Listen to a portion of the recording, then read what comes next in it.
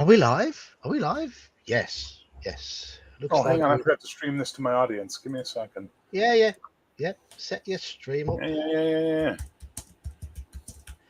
While you're doing that, I'm going to say hello to Halakar, to Brian, to You're Wrong, to Andy, to... That's it. And hello, Bear, and hello, Iman, who are both here with me. Though Iman is currently AFK. Hello. Yes. Oh, Iman is not currently AFK. Huh? He's with Iman's computer. walking around with a laptop in his hand. Yes. Iman will let us know when he's back in shed. He's in shed. So how you doing, Bear? I'm alive. How are you? That's a good start. There we go. I'm now simulcasting this to my audience as well. Excellent. Well, that's a good start. Being alive is always a good start.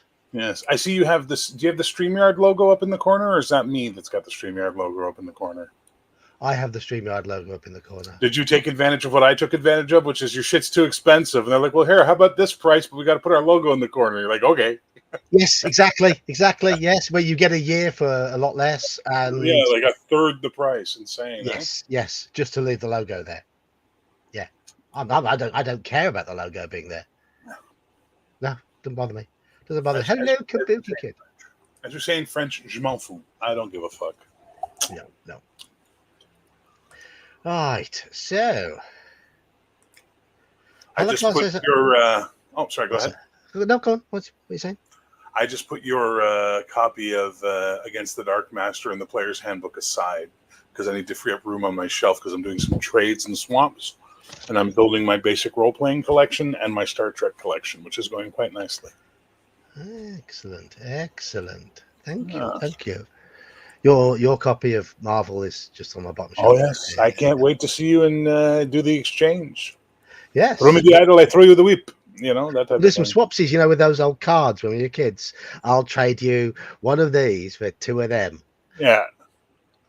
Yes. Hello, Mr. Baker. Hello, Jason. How are you two doing on this fine evening?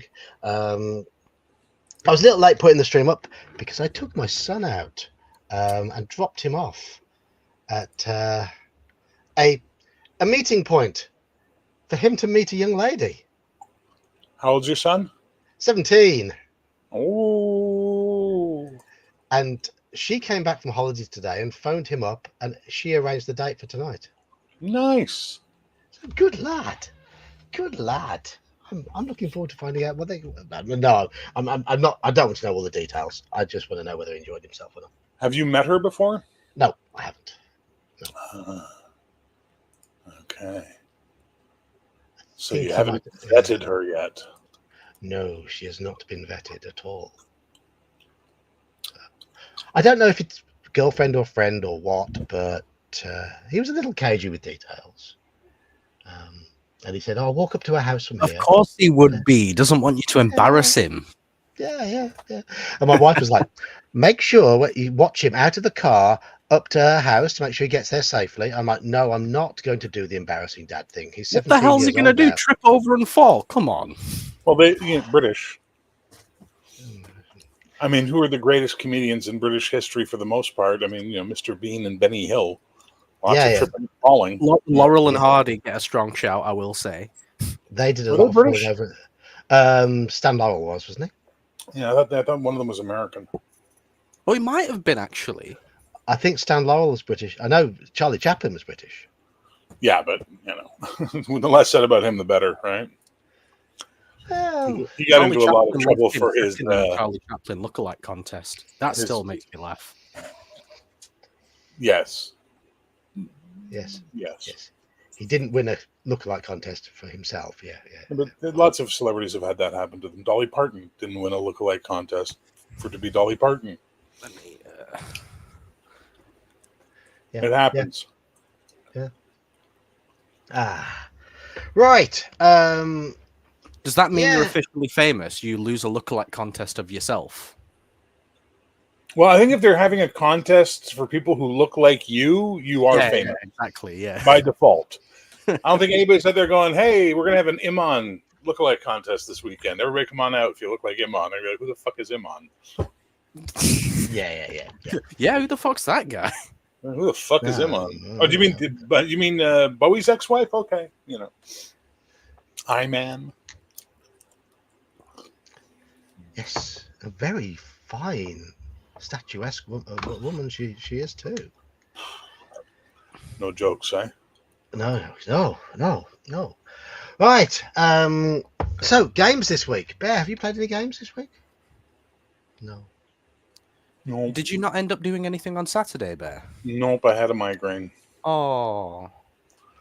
Sad days. Sad days. Iman, we've played lots of games, haven't we? Starting with, starting with Friday night. How do you think Friday night went? Me? Yeah, I'll put you on the spot. I thought it went a lot better than I was expecting it to, especially considering your misgivings. Yeah. I enjoyed that session, but I have said to you guys, I don't know how much longer I can keep up varying descriptions for when I'm drawing from such a limited experience of my own. Which game is this? That's S3. That's Expedition to the Barrier Peaks, the sci-fi module that I ran on Friday. There's so little help given to the dungeon master in that adventure, and you have to fill in so many gaps. I just don't know enough about the subject matter to keep filling in those gaps. I don't have enough interest in the subject matter to build it up. Chat GPT, buddy. Oh, Maybe. That's so sad. Yes. Now, hang on. Speaking of what you just said, I have something to show you two. I'm just going to reply to John. John, I haven't actually reviewed S3, but I have made a lot of comments on it. And I thought I would set myself a bit of a challenge a few months ago. And I put up a vote on my channel for people to vote for which of the modules that I regularly cast, say bad words about. Which of them do they most want to see me run? And the options were Expedition to the Barrier Peaks, Red Sonja, Castle Greyhawk, and the Forest Oracle. The options you added, I'd like to say. I put those options in there, and Barrier Peaks got more than half of the vote. So I'm running it. I have to do it. I've set myself that challenge, and I'm running it live on the internet. Ask and you shall receive. You can only see me. You can't see the players. They didn't advertise it in the channel as a public game, so they're talking to me. All you can see is my reactions and the way how I describe things to them. And I do interact with chat a little bit during the game as well. And we had about 20 odd people watching, and people seem to enjoy it. So there we go. Hello, Ironcaster. So to answer Brian's question, it's going to be on the 22nd, and this is what I wanted to show you two because I think you two will appreciate this. What's that? Oh, Mythic Britain. hello. Lovely. Oh, RuneQuest. Lovely. Lovely. I'm not familiar with RuneQuest apart from what I know from you guys. So The exact same system as Call of Cthulhu. Yes. Oh, okay. There's things like hit locations and stuff like that in there, but the general idea is like body parts. Yeah. Okay. But it's a percentage system, skill based, roll under, that sort of thing. At its core, it's simple. Anyway, I thought you two would appreciate that. That looks lovely. That looks really, certainly really nice. do, sir. The myths of our land, Iman. The myths of our land. You know what? In high school, definitely when I was in high school, all they teach us about really is like World War I and II, because that's the only time we were the good guys. Are we the baddies? Are we the baddies? Yeah. Thing is, I mean, the myths, the English myths are going to be the myths of Britain It's going to talk about Gog and Magog, I would imagine, the giants who are supposed to be the guardians of London. Yes, Juge You've Magooge. got Robin Hood, King Arthur and his Knights of the Round Table. You've got all the fey creatures, the little people said to inhabit various parts of the lands, all the ghost stories we hear of certain castles. Yeah, yeah. There's tons there, and I hadn't even touched on other parts of the British Isles, all the Irish goodness, all the Celtic goodness.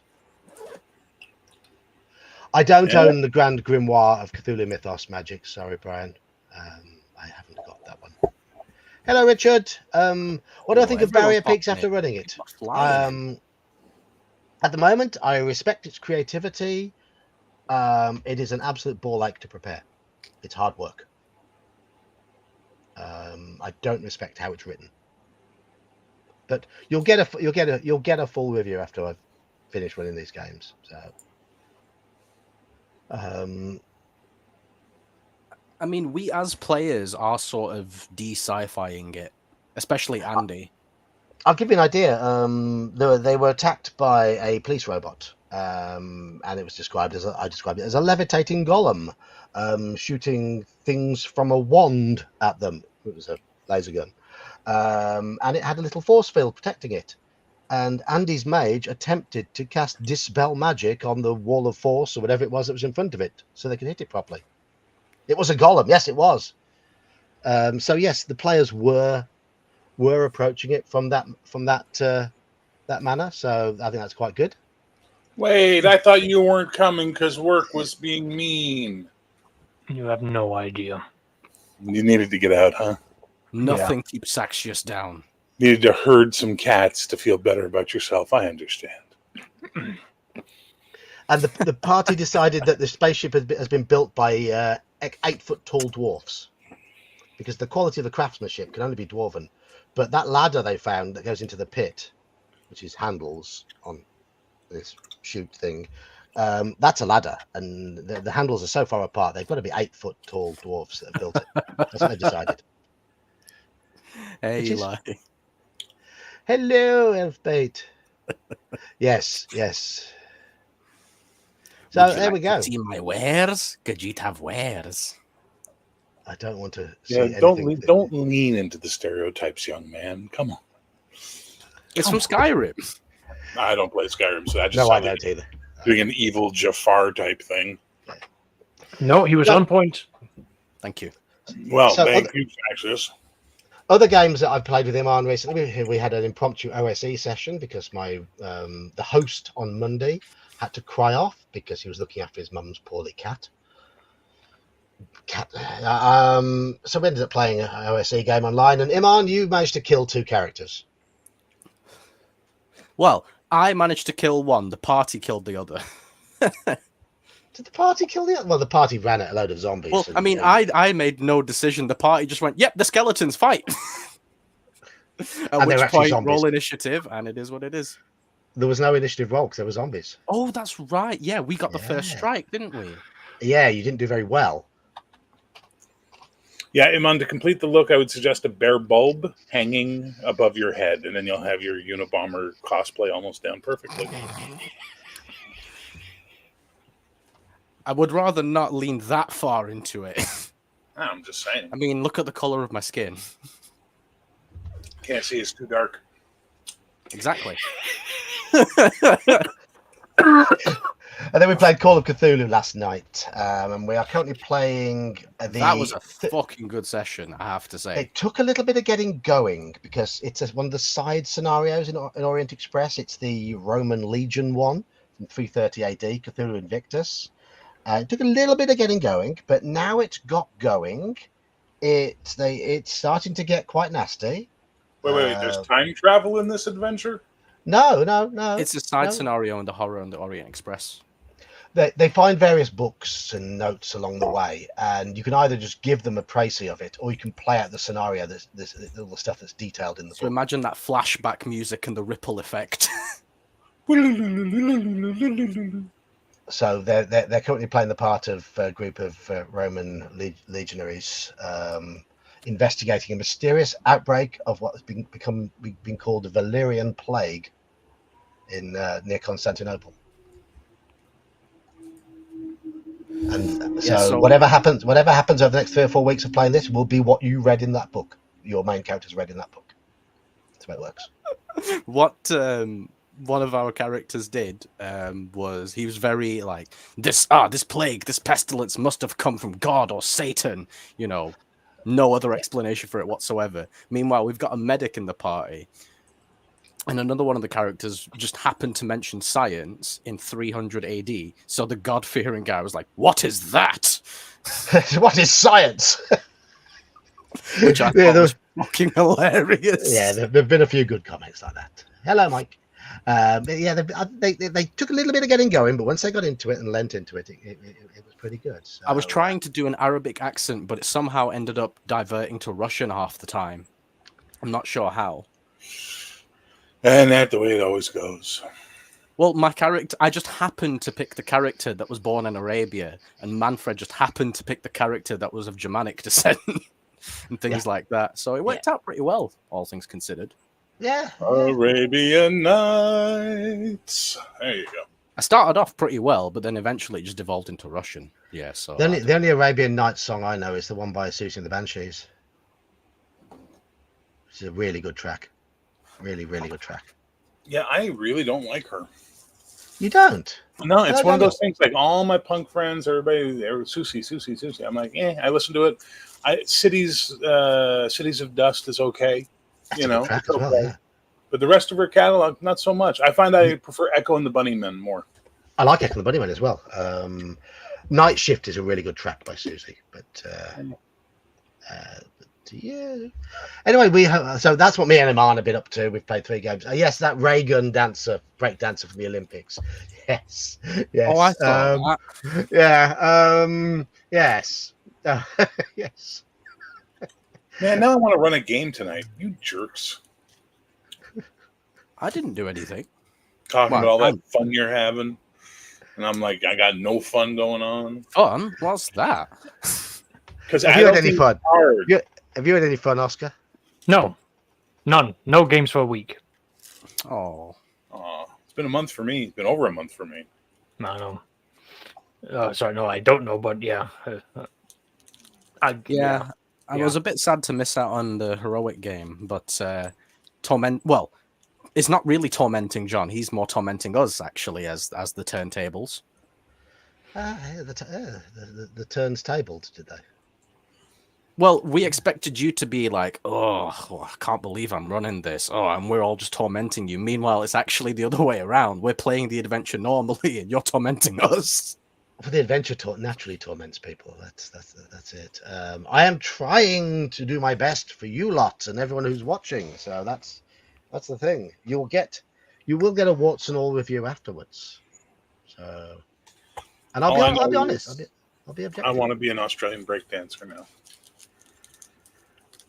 Yeah, I mean, we could all be Australian breakdancers, judging by her performance. I'm in. Yeah. Did you see it, Saxius? I have.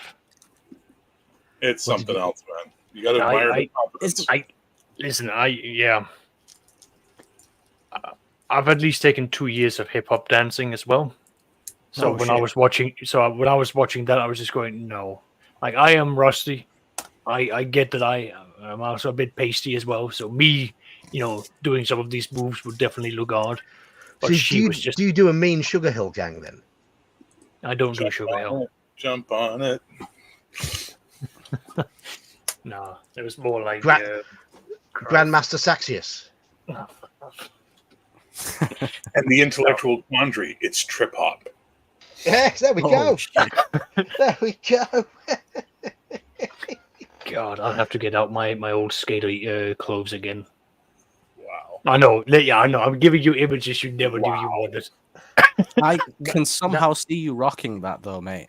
Oh, God, yeah. Just like humongous baggy clothes and a T-shirt I was clearly drowning in and just, yeah. Careful how that may have been debunked. I saw an article debunking it, so it could have been just an internet rumor.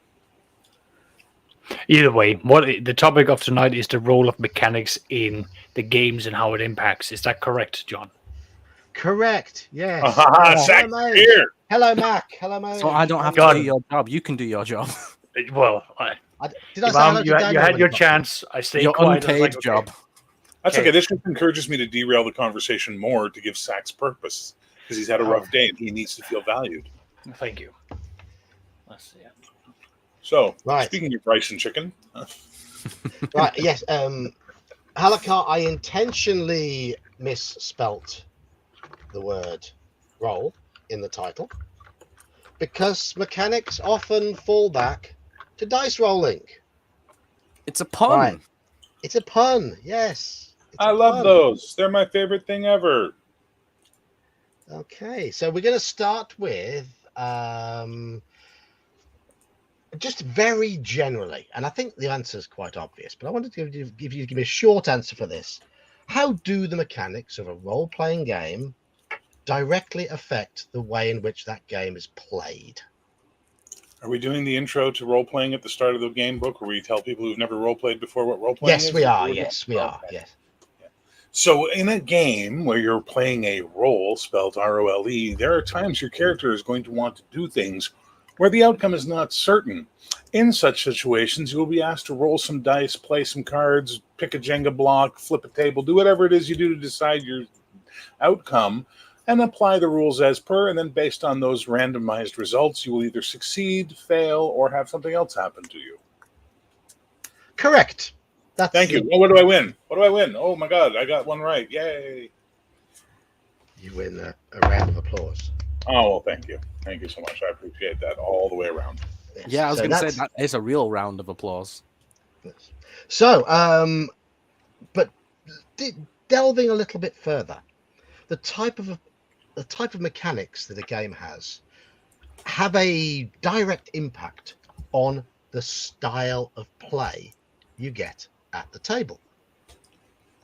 For example, if you put the same group in a game of Call of Cthulhu, and then a week later, 5th edition Dungeons and Dragons, that group is going to have to play the game differently. So I'll be back in a few. My apologies. Okay.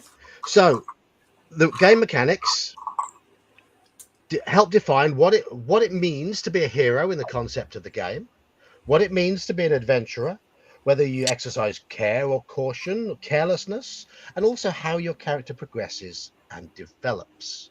So mechanics are at the absolute root core of our hobby. They also mechanics they should suit the genre where possible, because it can really grate when you're trying to play a game in a certain genre when the mechanics get in the way.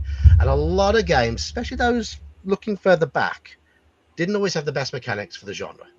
It's fair to say.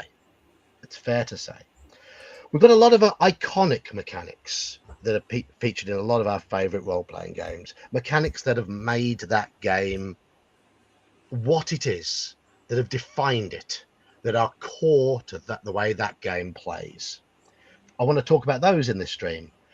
Also, I want to talk about is how much we should lean on dice. Bear's already said when dice should be rolled, when there is a cost to failure, when there is jeopardy in the game. My general belief is a player should never, ever ask to roll dice. They should seek to avoid rolling dice, if at all possible. That's my belief. Because if the players can succeed in something without rolling dice, that is 100% success. Dice give a chance of failure more often than not. Also, what dice for what actions and what range? So, what range are we looking for? Right. That's just a general overview of the sort of things I'd like to talk about anyway. So first things first, an iconic mechanic that makes a game that you love. Bear. It depends what I'm in the mood for. Just come up with an iconic mechanic, a mechanic that you like, for a game genre that you like, a game that you like, a mechanic that really makes that game for you. I've got something written down here.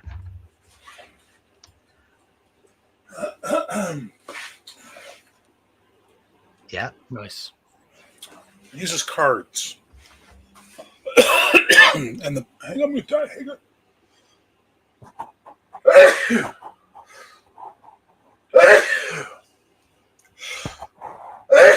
And you're all going to hell. Bless you. Bless you. Now you're not going to hell, but Sax is definitely burning. The reason I love the card mechanic is I have a player who's been playing with me since high school. One of my best friends. And he has the dice curse.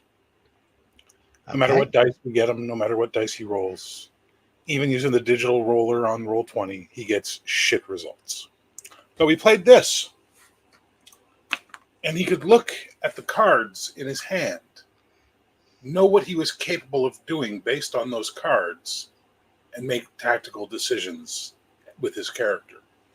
And as such, his ideas and his results started to match. Unlike, say, in D&D or even Marvel Superheroes with the percentile, I'm going to do this stuff, but let's see what the dice say. You know what I mean? So I would say of all mechanics in all games, this is my favorite. We're using those card mechanics. Is it a reduced failure chance or is it a zero failure chance? Well, there's plenty of chance for failure. Okay. Does it increase the chance of the chance of success though? Because you're saying he's got bad luck with the dice. Well, it's a player-facing thing. The GM only plays cards to up the difficulty, so the players have to play. They react to being attacked. They attack, things like that.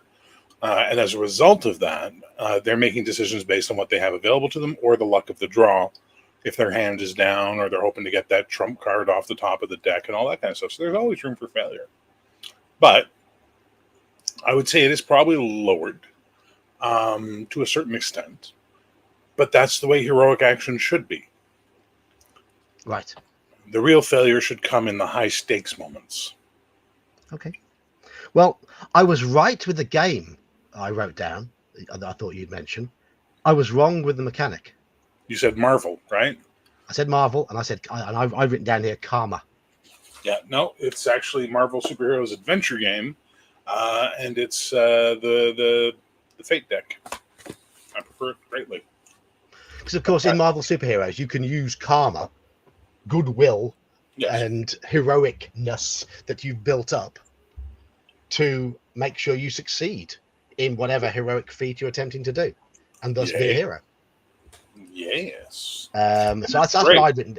That's what I'd written down. That's what I thought that you would say, but I was 50% there. 50%. No. Robert Phillips reckons we should schmooze the DM with pizza before the game.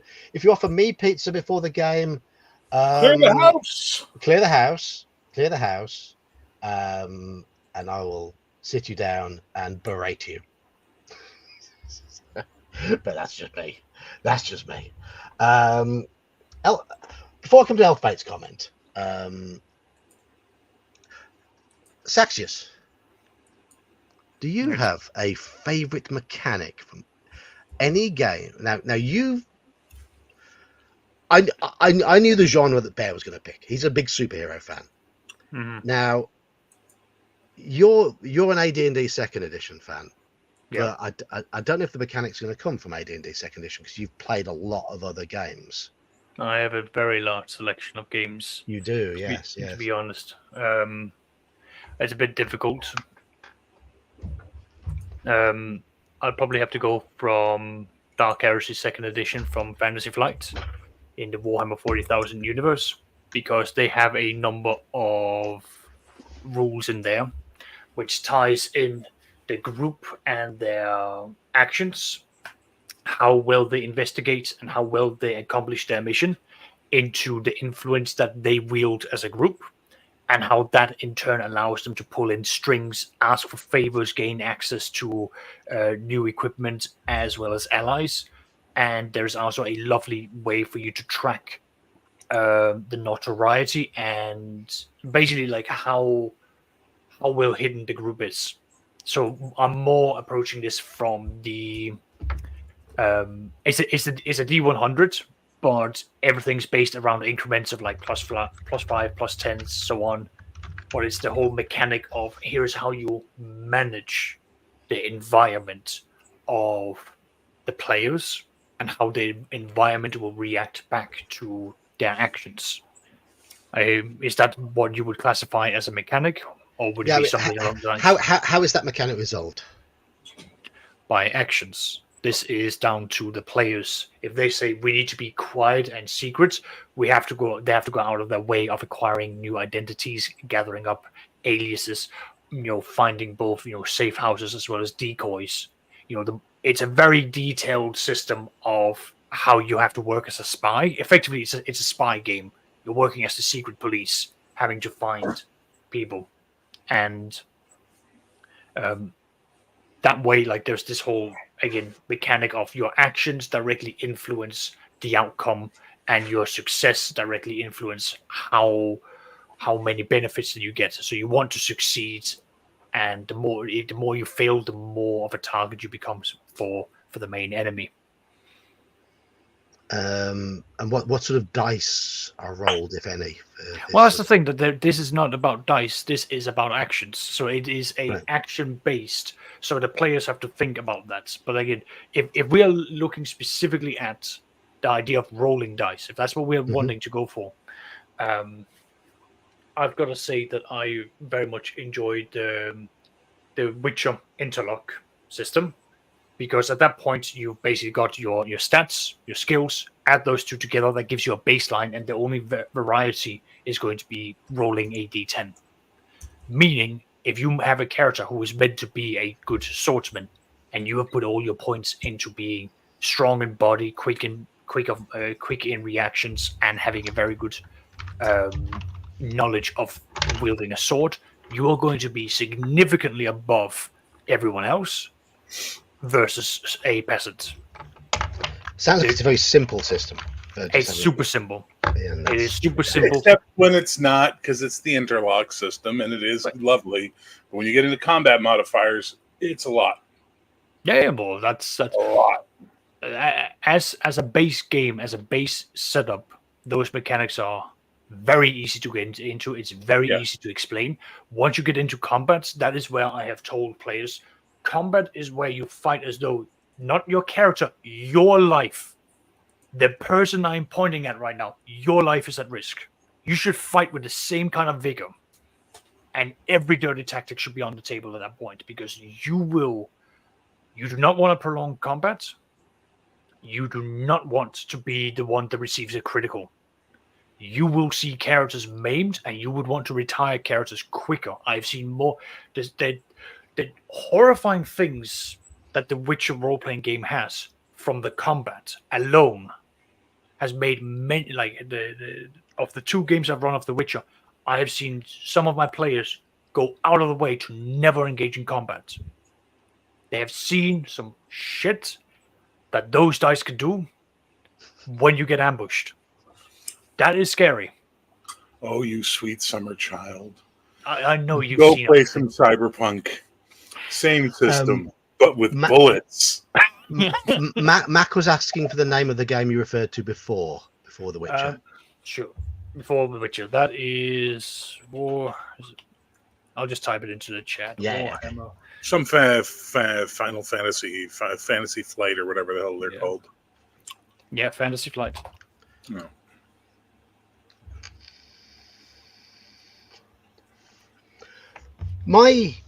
I'm going to say, the mechanic I like more than anything right now, because it embodies my idea of keeping the players working together as a team, is that of group initiative in combat. I love it. Love it. I love it. I think the game flows so much better. I think it really. It isn't just for D&D; it's for other. I'd prefer it for other games as well. I love the idea of a group working together as a team, and individual initiative systems don't promote that. And I suppose you like when they don't have to re-roll initiative; they just have the same initiative all through the combat. No, I don't. I like group initiative rolled every round. Okay. I think I love it. It works. Hello, Peter Owain. The best initiative system I ever saw. You roll for the first round. Whoever goes first decides who goes next. They decide who goes next. They decide who goes next until you get to the end of the round, where the last person decides who starts the next round. So heroes, like idiots, the first couple of times, put all of their attacks and all of their actions first, and then the bad guys go at the end. And then the bad guys give their side the next initiative for the next round all of a sudden. And suddenly the players are like, oh, shit, no, we're getting double teamed, 2 back to back, what the fuck? That's evil. That is evil. Great system. Oh, I would do that in a heartbeat. Yes, the moment you told me it was back and forth. Wait a minute, that's no different than what we were doing in Shadow of the Demon Lord, where you say if you do a short action or a long action, basically, do you do a single thing or do you do multiple things? And then you just go bam, bam, bam, bam, bam, bam, and then off you go. I think that worked well. I mean, that was, for me, that's probably the best part of that Shadow of the Demon Lord system. The idea that of having different types of actions depending on how much you want to do, and if you're doing more, you go later. Yeah, I think it's good. You, I think it works you really roll, well. Tori. You just roll, and then whoever wins the initiative starts off the chain. You thought Iman was talking about group initiative. Iman's not at his computer at the moment. He's got visitors, so he'll be giving us our attention in a bit. So those are our I'm back. Okay. Right. Sorry. I'm gonna throw you in at the deep end here, Iman. You won't have heard everything that's been happening. So you've played. I'd make it 4 systems so far. You've played OSE first, Call of Cthulhu, and then Palladium, and then Heroic. Yeah. Of all those games you've played, pick out a specific mechanic from those games that you really like, and tell us why. So I guess it sort of links into 2 of them, seeing as a Bear's Palladium campaign is now no longer Palladium.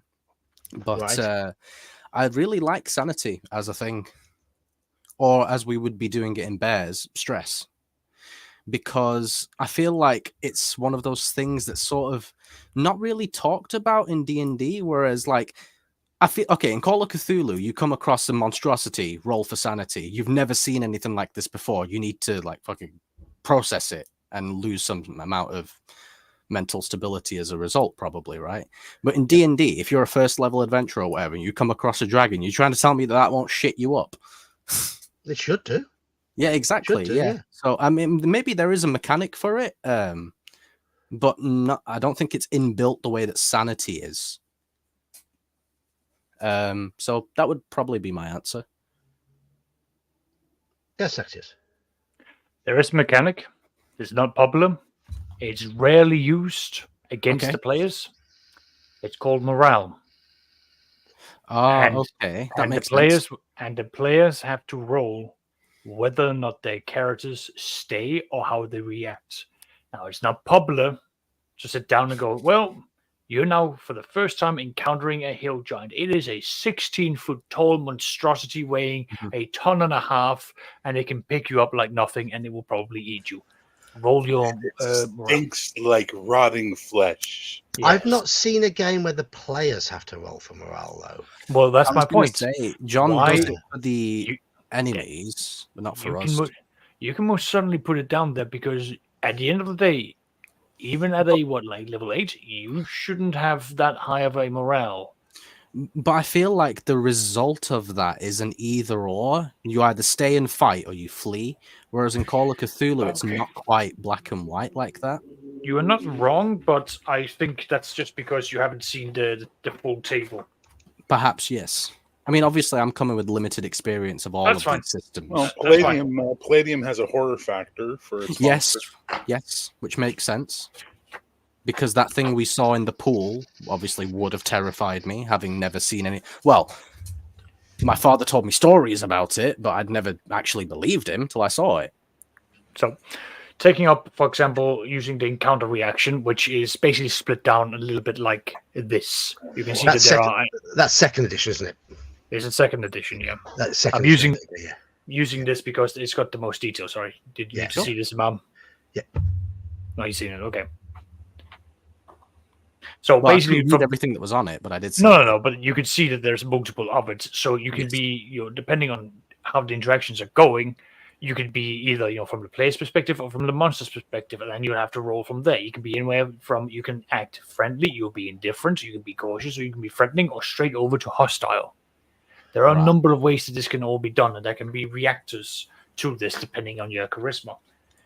Something like this being thrown out, again, it's not popular, because the players don't like it when you take away their player agency, especially in a game like D&D. I got a drink. You said player agency. And more so, it's not a popular thing to do. However, if you're able to sort of like get it in there and get the players to be on board, if you've got players who are experienced and veteran enough to basically say, you know what, I'm gonna put it up to the dice. How does my character react in this case? And it's something out of the ordinary. You can then argue you build up your morale because you become more and more veteran. Well, but this is the thing, right? Okay, I'm going to say something really, really, really spicy. Player agency is bullshit. Okay? Players never want to look like chumps.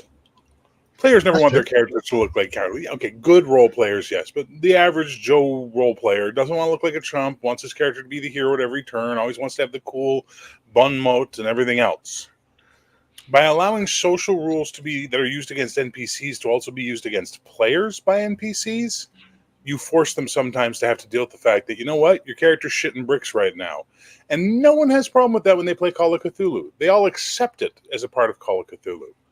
But the minute they play other games, it can get spicy. You're taking away my agency. You're taking away my... Fuck your agency. It's a game. Yeah. I'm not denying you the right to vote, fuck. Calm down. I mean, yes, you have got a point there. I think that it comes down to sort of game expectations. When you start a game of Call of Cthulhu, you should be made fully aware of the subject matter and the tone of the game. The way I tend to describe Call of Cthulhu in D&D, you start off fairly normal and you become a hero and you become powerful. That's what you aim to achieve. In Call of Cthulhu, you start off fairly normal and you become a gibbering wreck over time, if you survive. Depending on, I mean, that becoming a gibbering wreck is pretty much inevitable. Well, there's a minuscule chance that you'll be a hero, but more likely than not, you'll either die or go insane. Yeah, but again, depending on the tone that you want to go for, using AD&D or just D&D in general, you can still, let's take the morale idea. You start out at being a morale 8, but then the more you experience, every so often, when you come across very intimidating creatures, you survive. Even if you run away, you can then bit by bit build that up. At least you make a case for it. But that would be interesting. I mean, if you had in OSC, for example, all the PCs started with a morale of 8, and that base morale could be they would nominate a party leader, and it could be affected by the charisma of the party leader and the reputation of the party leader. That sort of thing. I was thinking you could do almost like a combination of luck and morale in a way. Like if you lose morale, then you lose a point of morale for the future, sort of thing. Yeah, because you ran away once, you're more likely to do it again. That sort of thing. Definitely. Again, it's down to what you want to go for, because when you're going to be bringing morale in, where there's an incentive to stay and fight and to overcome your fears, at that point you are incentivizing them to be heroic, to go and stand and go out and find these other things. Whereas in another game, like I'm going to take The Witcher as an example, if you were to do combat in that, you don't want morale in there, because at that point the dangers of combat is high enough that it should be making you think twice. Oh yeah, that sold me armor. To this day, I still love the fact that The Witcher's got a class for a merchant and a blacksmith. I love that. The fact that you actually have to Of make course, a. you would. Are you kidding me? Like there's an in-depth like mechanic of just building things and repairing things, and a merchant. You could be 3 different kinds of merchants. It's like, oh, I love this. Give me 1,000 groschen. I shall go and I shall fill up my cart. We're not going monster hunting. No, we must find the cheapest wares to sell for the most profits. Right, I'm going to come to a couple of starred comments now. Elfbait made an interesting one a little while ago about a game I don't know, but he mentioned Righteous Blood, Righteous Blood, Ruthless Blades, a phase for Cobmat. Is that that's fingers going in the wrong order, isn't it? Combat for psyching out your opponent, because in the kung fu stories there is always that. So you think there was always that. So you think your kung fu is good, scene. So combat will start with showy, flashy moves, but I wonder with some of the people I play with whether it would just devolve into that scene from Indiana Jones, where the guy does all the swishing of the swords and he just pulls out a gun and goes bang. Yeah, but you're talking about a game where everyone's going to be doing this thing. It's going to be more. Yeah. I picture this to be more along the lines of, God, I'm going to butcher the title, Hidden Tiger, Crouching Dragon, or something like that.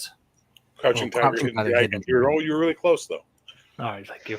It used to be a quiz team name in one of my quizzes. Who they call themselves Crouching Woman, Hidden Cucumber. Oh, for fuck's sake! You attend these things with some vile people. Good. I just thought that was a funny quiz team name. So no, funny and very hidden death save. Wow. Yes. So, but yeah, this is an example here of a mechanic which fits the genre, fits the tone of the game, and that is important. If you're trying to make a game with a certain genre, you need something that makes that game, that makes the mechanics say, I work to do what this genre is looking to. So those looking to adventures that are set in Japan or like anywhere in like the Far East or whatever, they have like honor systems and stuff, and that makes sense for the cultures that they have. Yeah. But it's so white bread though. Like that's the problem. Yeah, I all mean, these honor systems and stuff are just white guys who are fetishizing. Who think that that's how they are. Yeah, but it's not. They're not accurate at all. The one game I've had that's been set in the Far East Asian was Wuxing or something like. It was set in feudal China, and there were basically yin and yang points where you could basically build up, positive dice that you could use, but you would also be building up negative dice that the game master could call upon. So while you would never have a breaking of the balance, you would always have one and the other. So the more you push the one side, the more the other side gets an advantage to balance it out. Exactly. Yeah. So that way it made it interesting in that sense, and it was certainly set in a different timeline. But that was a piece of mechanic that helped build bring in the immersion of the game setting. I mean, one game that I run, and I will say the mechanics have been rightfully criticised over the years because while they make for an interesting game, they don't particularly fit Tolkien's world, and that's Merb. But the second edition added a spell corruption mechanic, whereby the more you lent on certain types of spells, the more chance there was of the enemy noticing you, reacting to you in some way. All right. And that was a step in the right direction. if a little cumbersome, but a step in the right direction. Well, I know that like Shadow of the Demon Lord and the Warhammer games, they do have the whole thing of like if you use certain types of magic, it will corrupt your character who is going to be magic based. Yeah.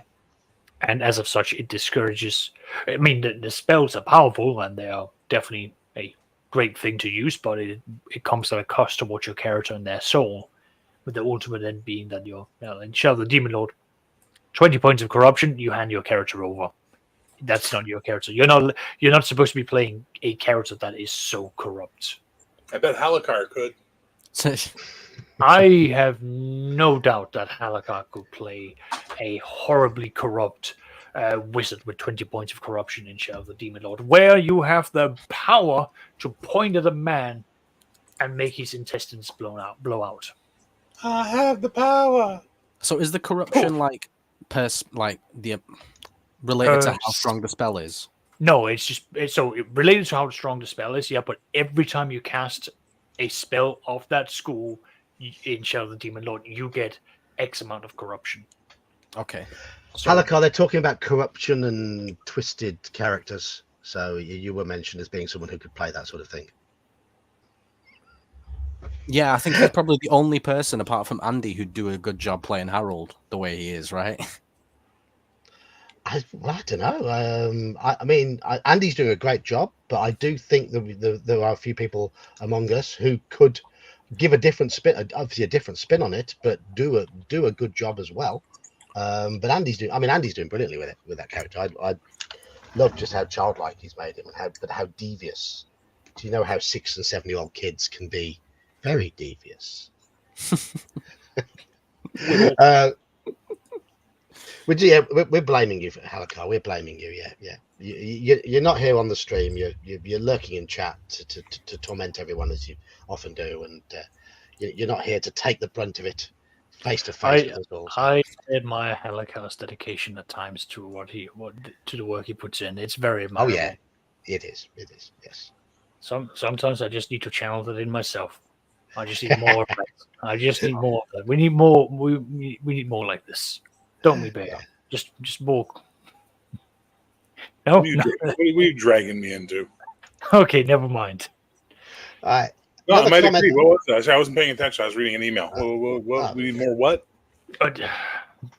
We just need more people like Halakar, maybe myself. Devious? We need more devious players? Is that what you're saying? Yes. Twisted individuals. And speaking of people who like to keep us on the straight and narrow rather than oh my god! We have an update.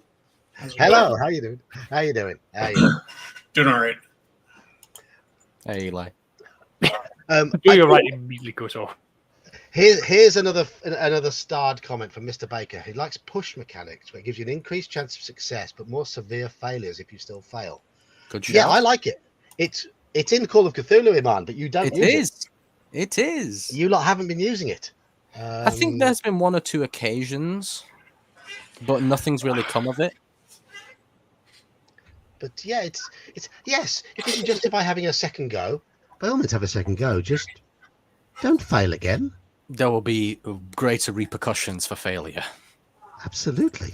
We have it in heroic. There's all-out attack where you push your attack, you get bonuses to hit, but now your defenses are all declined because you've really opened yourself up by going so whole hog.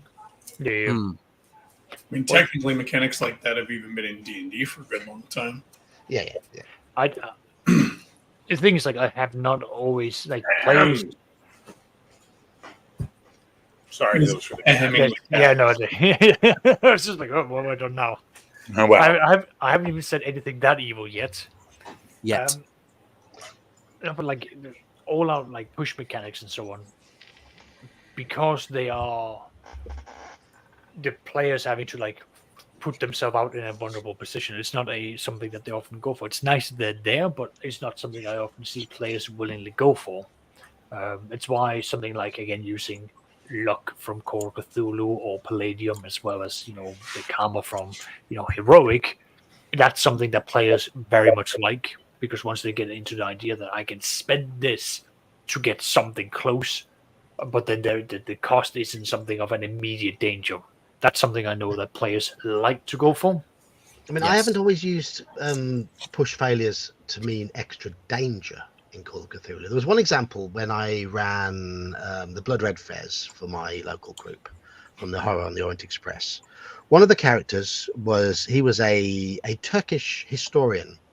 He was very, very good at history skills, obviously, archaeology, library use, some good language skills. He was a professor.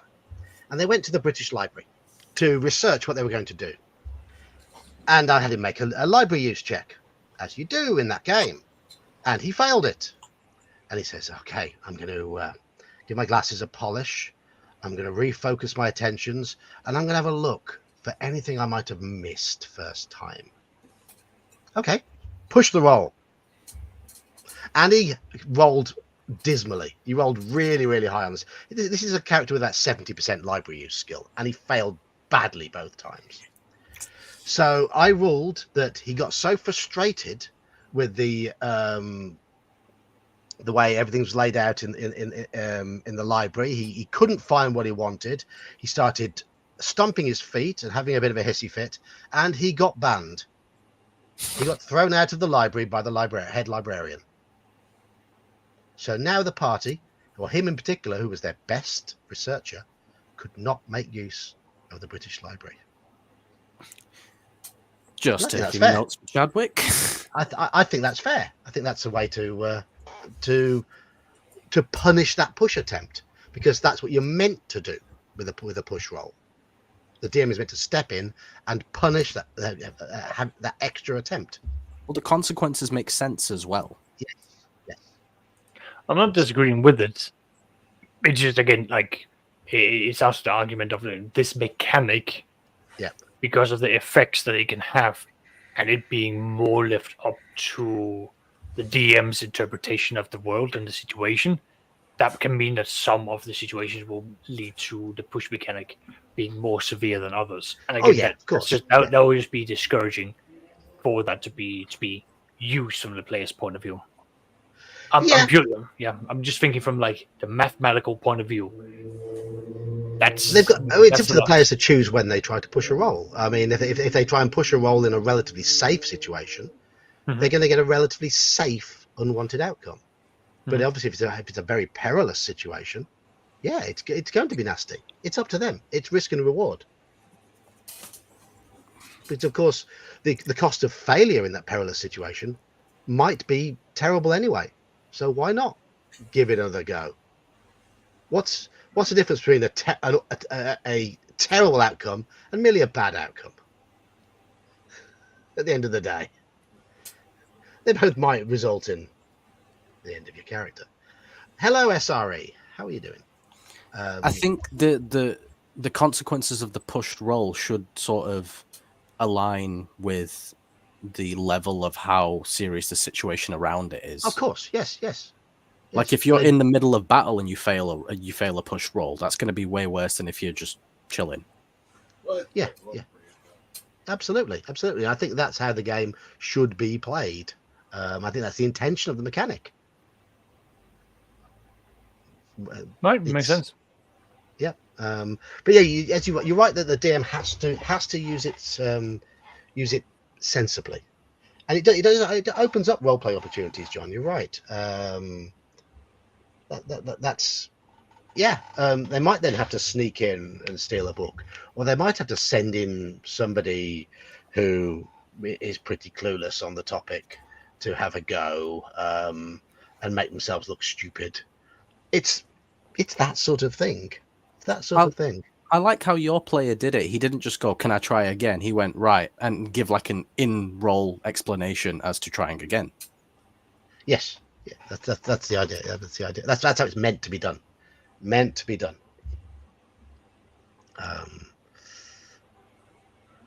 Okay, no problems, Saxius. Thank you. It's crazy at work, so I'm currently needing to commit to getting in at like 7:30 to just do what I need to do. Yeah. Hello, Paladin. Paladin's popped in on Bear's channel. How many have we got in on your channel at the moment, Bear? I don't know. I failed my save versus Charm Person. The cat cast the spell on me. Okay. Tied up. I can't turn my head. I'm a victim. It's a Lamy in disguise. It's just Try got pushing the frogs. roll. Yes. Are you a mimic or are you a cat? Mimic. All right. The What cat do has you cast got? Charm Bear. It Right. did, but I'm going to go check now since you asked. I'll get away from my comfy position I was in just to turn my ass all the way around to give you your answer. Because that's the kind of guy I am. There So- are currently 9 people watching on my channel. Excellent. That's awesome. Good, good, good. Right. So, iconic mechanics from famous Can you games. not? Can you Iconic not? mechanics that help really define famous games. Iman has already mentioned one. Call of Cthulhu, sanity. It would not be a game of Call of Cthulhu without the sanity mechanic. It would just be a variant on it. Well, it is just a variant on basic role playing, but it would just be basic role playing at its simplest form without the sanity mechanic. I think you cannot have a game of Call of Cthulhu without having a sanity mechanic. Okay, True or false? true. I think the way the stories and the adventures and whatever are written is around sanity. Absolutely. Absolutely. Absolutely. Yeah, Alf, I think your microphone's being a bit angry. Weird. All right. Oh, we can hear you. We can hear you, but you're sounding a bit odd. So I'm wondering if it's your if your microphone is the wrong microphone's picking things up. Perhaps. That's what I'm checking right now. Okay.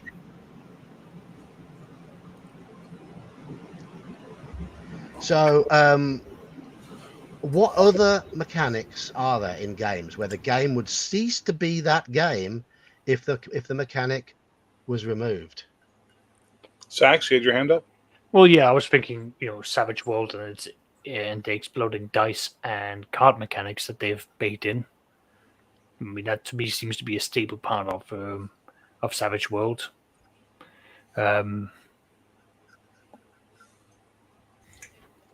Look at some of my other games here. Marvel without karma doesn't make sense. I've got that written down here.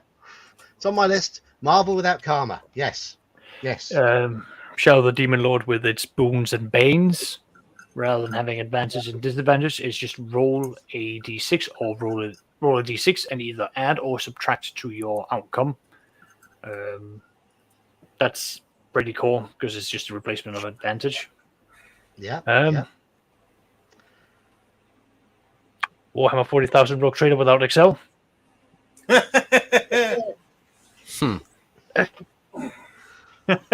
Just anything without Excel for you, right? Literally, I could have picked up anything like Scene Mean and just gone, this without Excel. All right, I've adjusted some settings on my mic. Crisp.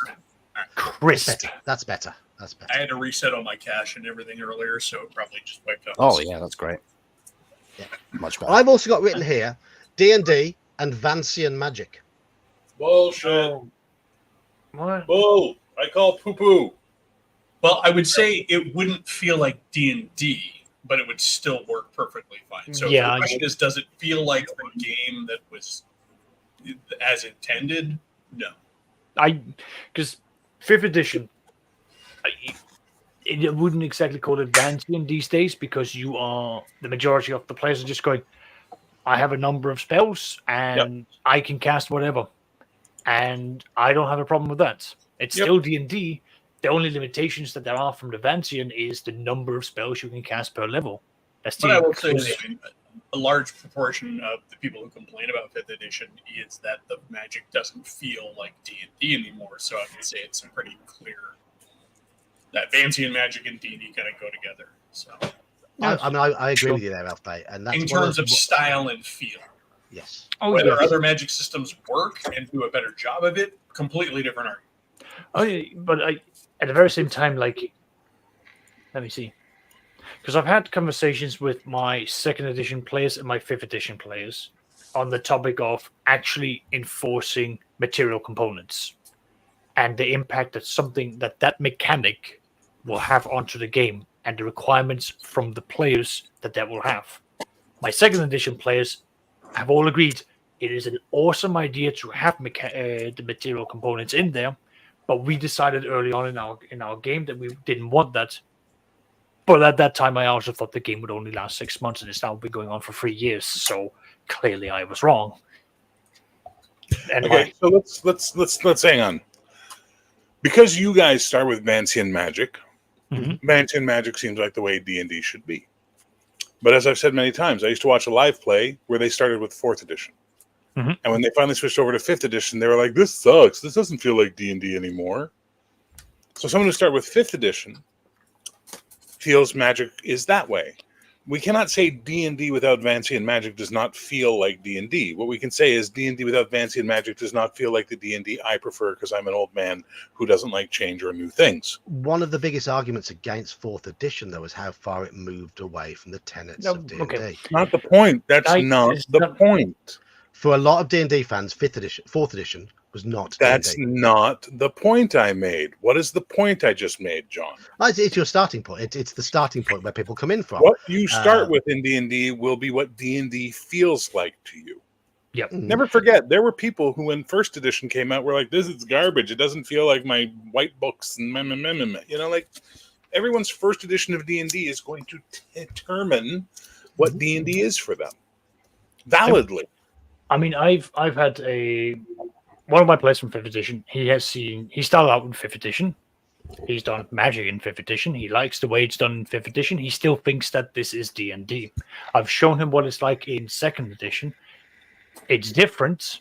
He understands it, but he prefers, the 5th edition because to him, D&D is high fantasy.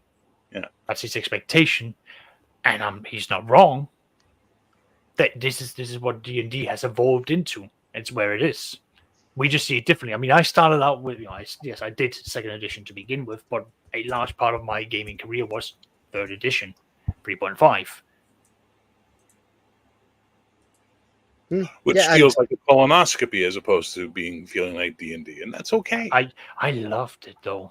Just so much bookkeeping. I know. Listen, there's nothing.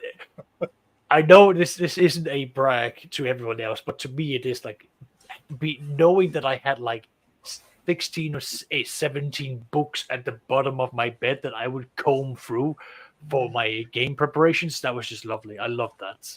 Yeah. And that's the point, right? So whatever you like is what you like. But okay, so you could say Vancian Magic. Without Vancian Magic, it doesn't feel like old school D&D. That's kind of what I was going for. I'm sorry, I didn't. I mean, you're right. It your perspective and perception of the game is going to completely change depending on where you come in. Yeah, for sure. But that's okay. That's okay.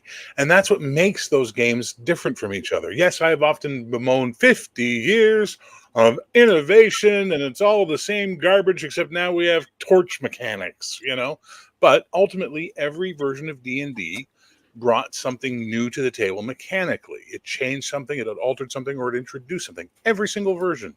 And all of them have something they offer to the experience of Dungeons and Dragons. That's cool. That's okay. But is there a single D&D mechanic that does not, if you remove it, it doesn't feel like D&D anymore? And I would say, yes, there is. The D20. Because I've played D&D hacks where they've used 3 dice 6 or they've multiplied everything by 5 and used a D percentile.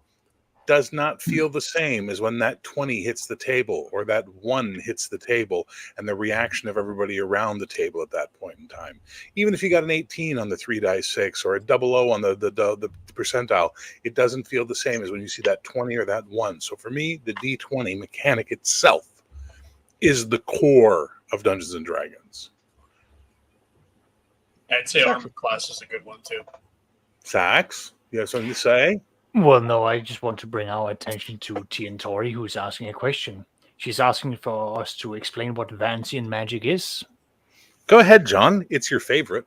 I like Vancian Magic. Say, for example, a 5th level magic user has 3 3rd level spells in his spellbook, and he has the ability to cast 1 3rd level spell per day. He has to memorize that 3rd level spell ahead of time. And that is the 3rd level spell that he can cast in the next 24-hour period or the next adventuring day. And once it is cast, that's it. he has to rememorize it the next day. Say, for example, you've got 3 first level spells, and you've got 5 first level spells in your spell book, and you can cast 3 of them. You can memorize Read Magic, Magic Missile, and Magic Missile. That gives you 2 castings of Magic Missile that day, and 1 casting of Read Magic. Question. Mhm. Are you ruling that a wizard can only memorize it for 24 hours? I rule it that they can memorize it until they sleep. I torture my players that they have it until they use it, or somehow manage to get it out of their head. No, Tori, in 5th edition, if you have Fireball memorized and you have enough spell slots, you can cast it 3 times in a day. Yes. Advanced in Magic, you have to literally dedicate 3 Fireball slots in your morning array of spell if you want to be able to cast it more than once on your memorization. Yep. And I believe, at the very least in 5th edition, they across almost all the spellcasters, they do not have to sit down and now prepare for them. It's if you've got the spell slot, you can cast any of the spells that you have within your list. You pick and choose. Yes. It's fine. And the older ones, as John said, you have to prepare, which meant that you had to like think forwards, and you might walk into a situation where you don't have a spell prepared. Or, yeah. Oh, again, John rules that it's until you sleep. I rule it's until you expend the damn thing, which means you could be stuck with these spells for days or weeks. And so I've had players literally go, "Is it raining, Oscar?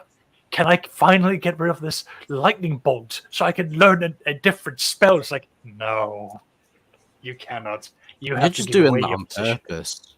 No. Well, yes, but I do actually write down all the what's called The weather. the weather. So Do you have if a weather table or a weather cycle or something? no, I literally sit down and I open up the worldly calendar. I used to, at least, and then I would just write down what an entire year's worth of weather was like. But but thanks to Eli, I have also become accustomed to an online calendar that does all of that for me. Well done, Eli. You've saved him some work. Not that he want to be saved. Of that work. It's a great tool. It's a fantastic tool, and it now means I can. It lets me track 3 moons on my campaign world, and their It makes phases. such a big difference. And Makes such a difference, and it means you've got so much more space to finally tweak those traps to kill the players. it literally gives you the weather and the temperature for the day. Yeah, and the wind speeds at times, because there's those moments where it's like, it's finally, the wind is finally strong enough that you get a -1 to all ranged attacks. Why? Because you deserve pain. One thing that I like about Vancian Magic, though, is it puts the emphasis on the magic user to prepare. Once they get to the sort of level where they can start scribing their own scrolls, the emphasis is then on that magic user to invest their resources into making scrolls in advance of other spells that might be useful, and carrying them with them and keeping them safe and not letting them get blown up by fireballs or submerged in deep water. Those spells are precious. That's when you introduced him to Wizard Cocaine. It's great. Wizard Cocaine. Yes, because you see, when there is a potion of vitality, which means that you are continuously rested at all time. You do not need to eat, sleep, and you are as though you've woken up well rested all the time. And if you could then go into the wizard's spells section, where you read when they can memorize the spells, it specifically says when the wizard is well rested. Meaning, from now on, he has got 24 hours access to do nothing but spell scribing, writing, and memorizing. It is great. You need to introduce this to your players and just watch them scour the world for this. And make it addictive. Exactly. That's exactly what I've done. It's fantastic. It sounds like Wizard Adderall. Yes. It's great. My players... when he said wizard cocaine, I was picturing a wizard in a laboratory with all these bubbling, colourful things emanating various lights, and him with a beat going on in the background, with the wizard going while he's fighting. That is how you do hardcore studying. But yes, like this is what I do to my players. I introduce these wonderful things that will make them very productive with their characters, but then there's crippling side effects to it. Because why? It's the mechanics that we do to embrace it. Side effect: you look like a crackhead. Yes. I said it before, I'll say it again. I never want to play D&D with Saxius. Every week we find out just a little bit more how evil. The madness comes through a little more. Are you not at least a little bit intrigued by the fact that No, I don't want to play. I don't have to make sanity checks in real life to play a game. No. Save versus Saxius. I agree. But come on, you have to at least agree that, like, I've at least done the legwork to find the exact points within the books that allows you to do these manipulations. See, it's fun. Hello, Ralph, and just a quick reply to where was it? Further up, somebody asked about the origins of Descending Armor Class. Yes, I think it's been answered, but it is something to do with a naval game with naval armor. I'm gonna say it. I prefer Thaco. If I'm gonna play D&D, I prefer Thaco. I think Thaco is elegant. I think Thaco diminishes the ever-expanding exponential system that third edition turned D&D into. Yep. And it's such a simple fucking math that I can do it. How come you can't? Yeah. Roll your number, minus your Thaco from it, you hit that AC. I taught my daughter how it worked when she was 8 years old. Just saying.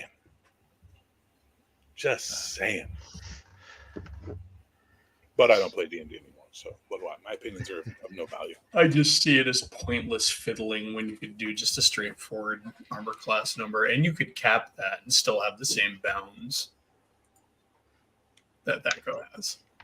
Well, in fifth edition, the numbers have been shrunk, so it's less. You can literally flat out cap it, where you still have the same set range of armor classes. Yeah, that's true. That's true. I like Thaco. I got myself to the level where I could. When I used to run AD&D for my group, they never saw any charts, and I never even taught them how Thaco worked. I just tell them to roll a d20 because I memorized their Thacos, and on seeing their roll, I could tell them what armor class they'd hit straight away. And if I knew the monster's AC, one of them would roll. I'd see the roll and say, "Yeah, you've hit, or you've missed," and it was immediate. But that's because I'm a nerd. But mind you, my second edition game, I'm also sitting with a player who has memorized the monster's manual, who has read the player's handbook and the DMG inside out, and he can almost quote it to the comma. I don't care that some people memorize these things because it's easy for me to just change it and be like, here's an orc, but I've now made him a 8th level barbarian, or mixed in a cleric and a warrior. Plus, so evil.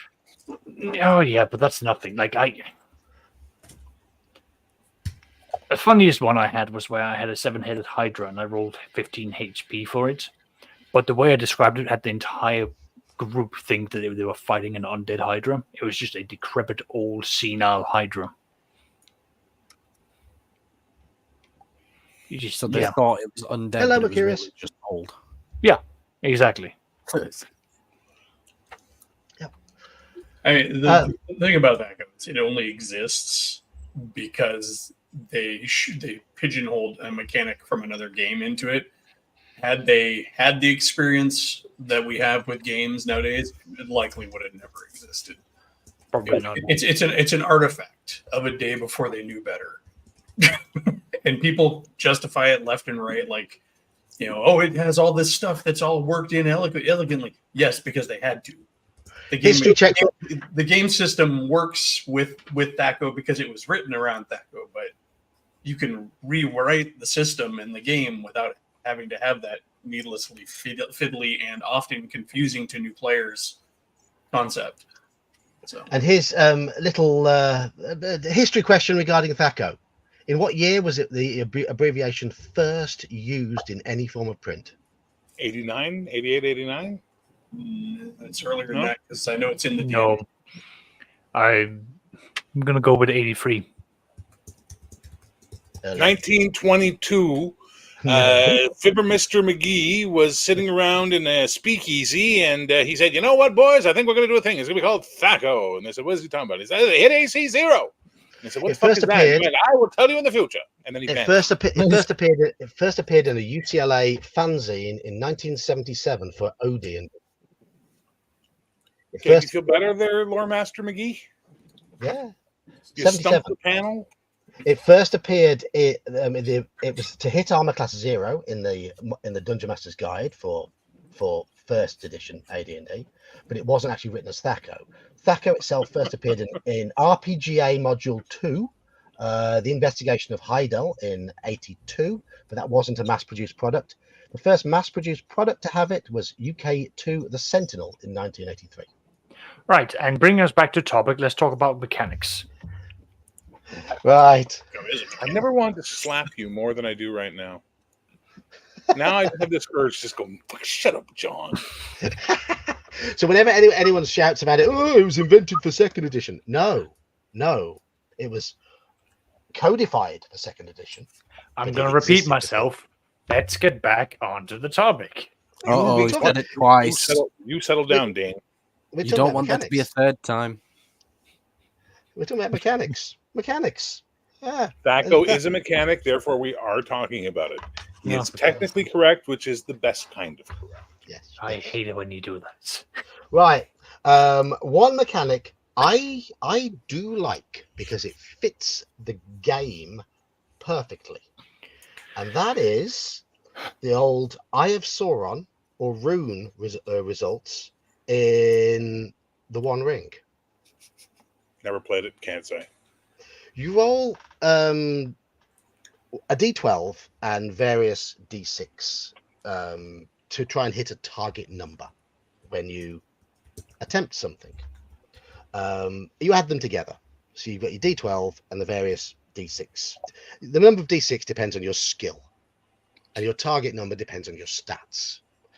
And obviously, you want to get your target number as low as possible in order to succeed in something. But if you roll the Gandalf rune, that is an automatic success. It's a 1 in 12 chance. If you roll the Eye of Sauron, that is an automatic failure. And that fits into the idea, for me, of Tolkien, in that you're able to pull off some amazing moves, but there is always failure there. There is always failure. And the nature of that failure depends on what you're doing. There's things like there's hope and doom as well. Other hope and shadow, other mechanics, which can be they can be affected by what you achieve, the stories that you create with your deeds. And I like the simplicity of that auto success, auto failure on the D12, and if you pass, and for every 6 you roll on your ability dice in that pass, you can make it more heroic. You can continue the effect onto what you do next and what you do after that, and your heroism sort of spirals as a result, potentially. I like it. So is it not the same as well? I don't play with natural 1 and natural 20 being auto failure and auto success, because I like AD&D and basic D&D, and they're not always auto failures and auto successes. Basic D&D what they were, but AD&D they weren't. So, but yeah, they changed the scale, but it works. It works, especially combined with how many 6s you get on your on the other dice. I like it. Fits the game. But none of you have played it, have you? Which No. game? The One Ring. I like that, Zach. That was good. It's a shame. It is a decent game. I hear good things about it, but like I don't like role playing in In Lord of the Earth? Rings. Yeah. Yeah. Fair enough. It's- Fair enough. I mean, unless I I'm like- going to do a fourth age game where I'm like really going off the fourth age, I'm really going off the rails. Well, you can I do think a fourth age game in Middle Earth. The post the when Aragorn has risen to become king of men. No, I would do it based on his son Eldarion. Okay. Fair enough. Fair enough. That sounds like a familiar name. It does. We have a player in our Middle Earth game called Eldarion. Yes. Oh, Yes. But that's just one mechanic I thought I'd mention. People don't seem to want to discuss it because they don't know it. So that's fair. That's yeah. fair. I was quickly reviewing like the mechanics of another role playing game I ran a while back, but Yeah, I missed like that first half of the stream too, so I don't know what mechanics you talked about. Well, we've talked about Vancian magic. We talked about okay, Marvel karma and luck type mechanics. We'll come on to next. We have mentioned it, and it's mentioned how it's really a core part of the Marvel game, having a superhero having karma, having a karma pool to spend. How you gather karma by doing the right thing, by having a good outcome it's largely by having a good outcome for the innocents. If you harm the innocents, you lose karma. And that's all part of being the superhero. And having that pool to draw from, building it up by performing good deeds, that's a core part of a superhero game, isn't it? It also reinforces role playing, which is nice. It does. It Yeah. does. So, luck mechanics. Some people complained about 7th edition Call of Cthulhu, saying that it was too soft because it had that luck mechanic. I like the idea of characters having a pool that they can draw on that is hard to replenish, that is ever diminishing, and there is the presence in the Call of Cthulhu of the luck roll. And of course, if you've used your luck to try and succeed in other skills, your pool of luck is smaller. So if you're called to have a luck roll, then tough. You've expended it. But this is the A word again. It's player agency.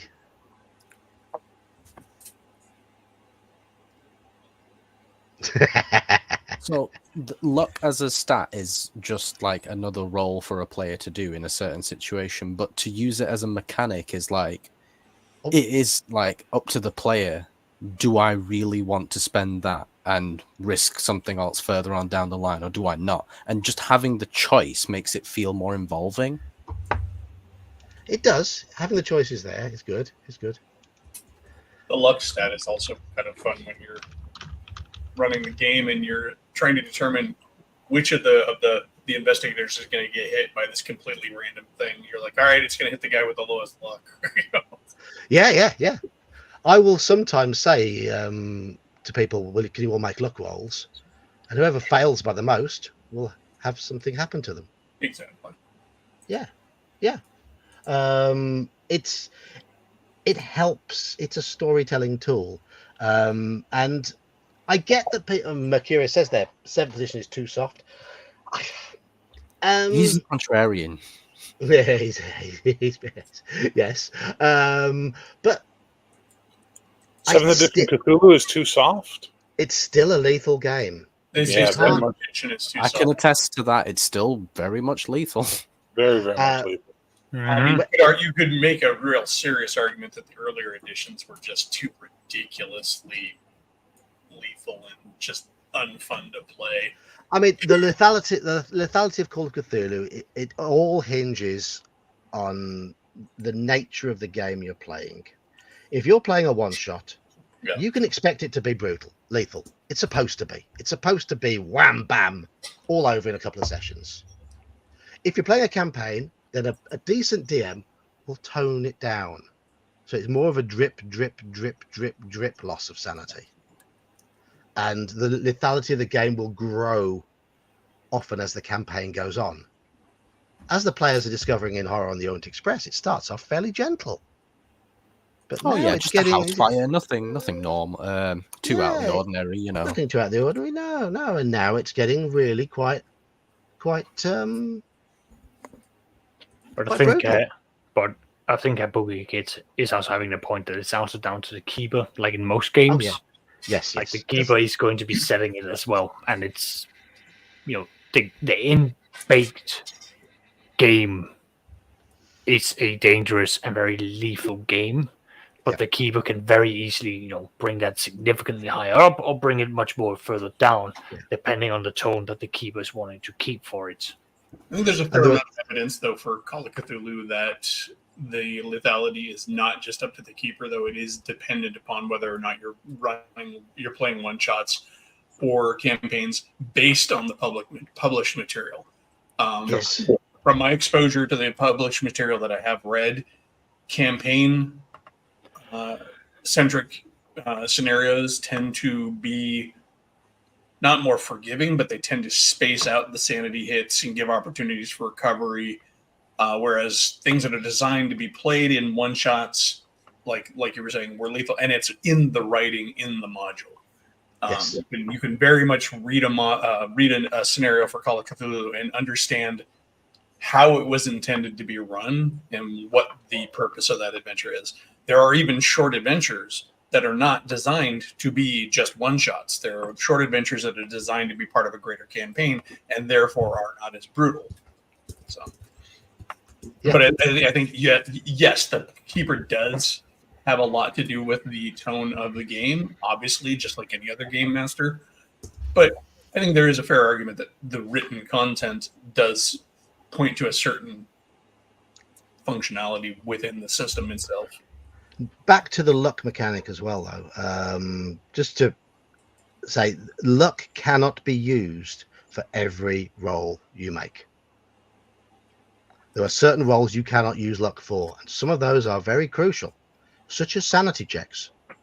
You can't use luck to help you with a sanity check. Nope. That's all right. It's the same with you can't use it for doing more damage. Makes sense. Yeah. There should be restrictions on these. I mean, looking at where luck can apply, it's going to be applied to so much more than the ones where you can't. And the ones where you can't, it's been intentionally designed for you not to influence that because, you shouldn't be able to influence these areas, no matter how lucky you are. It's mostly used for skill rolls that are likely to move the game forward. Yeah. I have used it in a game too. I mean, it does give you some fun tools as a game master because I've had one player who's like, if I spend all my luck, just burn it all on this one roll, can I do this one really ridiculous heroic thing? Mm-hmm. I'm like, sure, because you're probably going to die anyway. The big difference for me, there's a difference between luck mechanic and karma. Yep.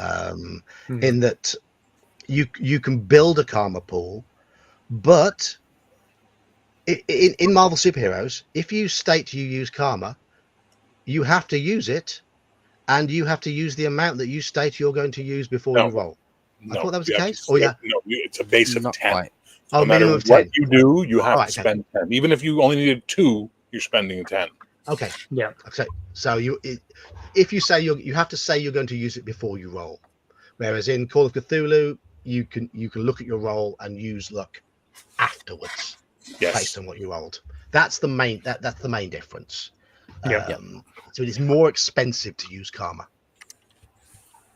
in the short term, but in the long term, it's probably easier to build karma than it is to. ElfQuest is so expensive on the secondary market, though. Sorry, just seeing them talking about BRP stuff. Yeah, the ElfQuest rulebook's not cheap. Yeah, I remember I originally had the box set for it, and then that went to crap, and then I ended up selling off my book for it, and then later on got a replacement back before it. It's insane. Yeah, the box set's like $100 Canadian, man. Yep. Sad. I mean, BRP, yes, can be described as the GURPS of Call of Cthulhu. It is the core mechanics behind it. And as Bear said, was it last week or the week before? The rule book's an absolute behemoth. It's the BRP rule book. I'm sorry, what did I say? You said the rule book is an absolute behemoth. It's difficult to use. It's not particularly well written. It's almost too much in there. A bit like GURPS. This is not a role-playing game. This is a technical manual. Saxius would love this. I wasn't looking at the screens the moment you said technical manual. I was like, wait, what? What's happening? I need this. Yeah, I plan to do videos making characters in each version of BRP I have. So Cthulhu Dark Ages, Pendragon, a couple of others. But I can't do one with this because this is not a role-playing game. This is a toolkit to build a role-playing game. Yep. I haven't got the BRP rulebook. Ah, we have a dog. Hello, dog. This is Rocco. Hello, Rocco. Oh, hey, Doge. Hello, Rocco. Oh, Oof, oof. he is cat-sized. Yes, I can see.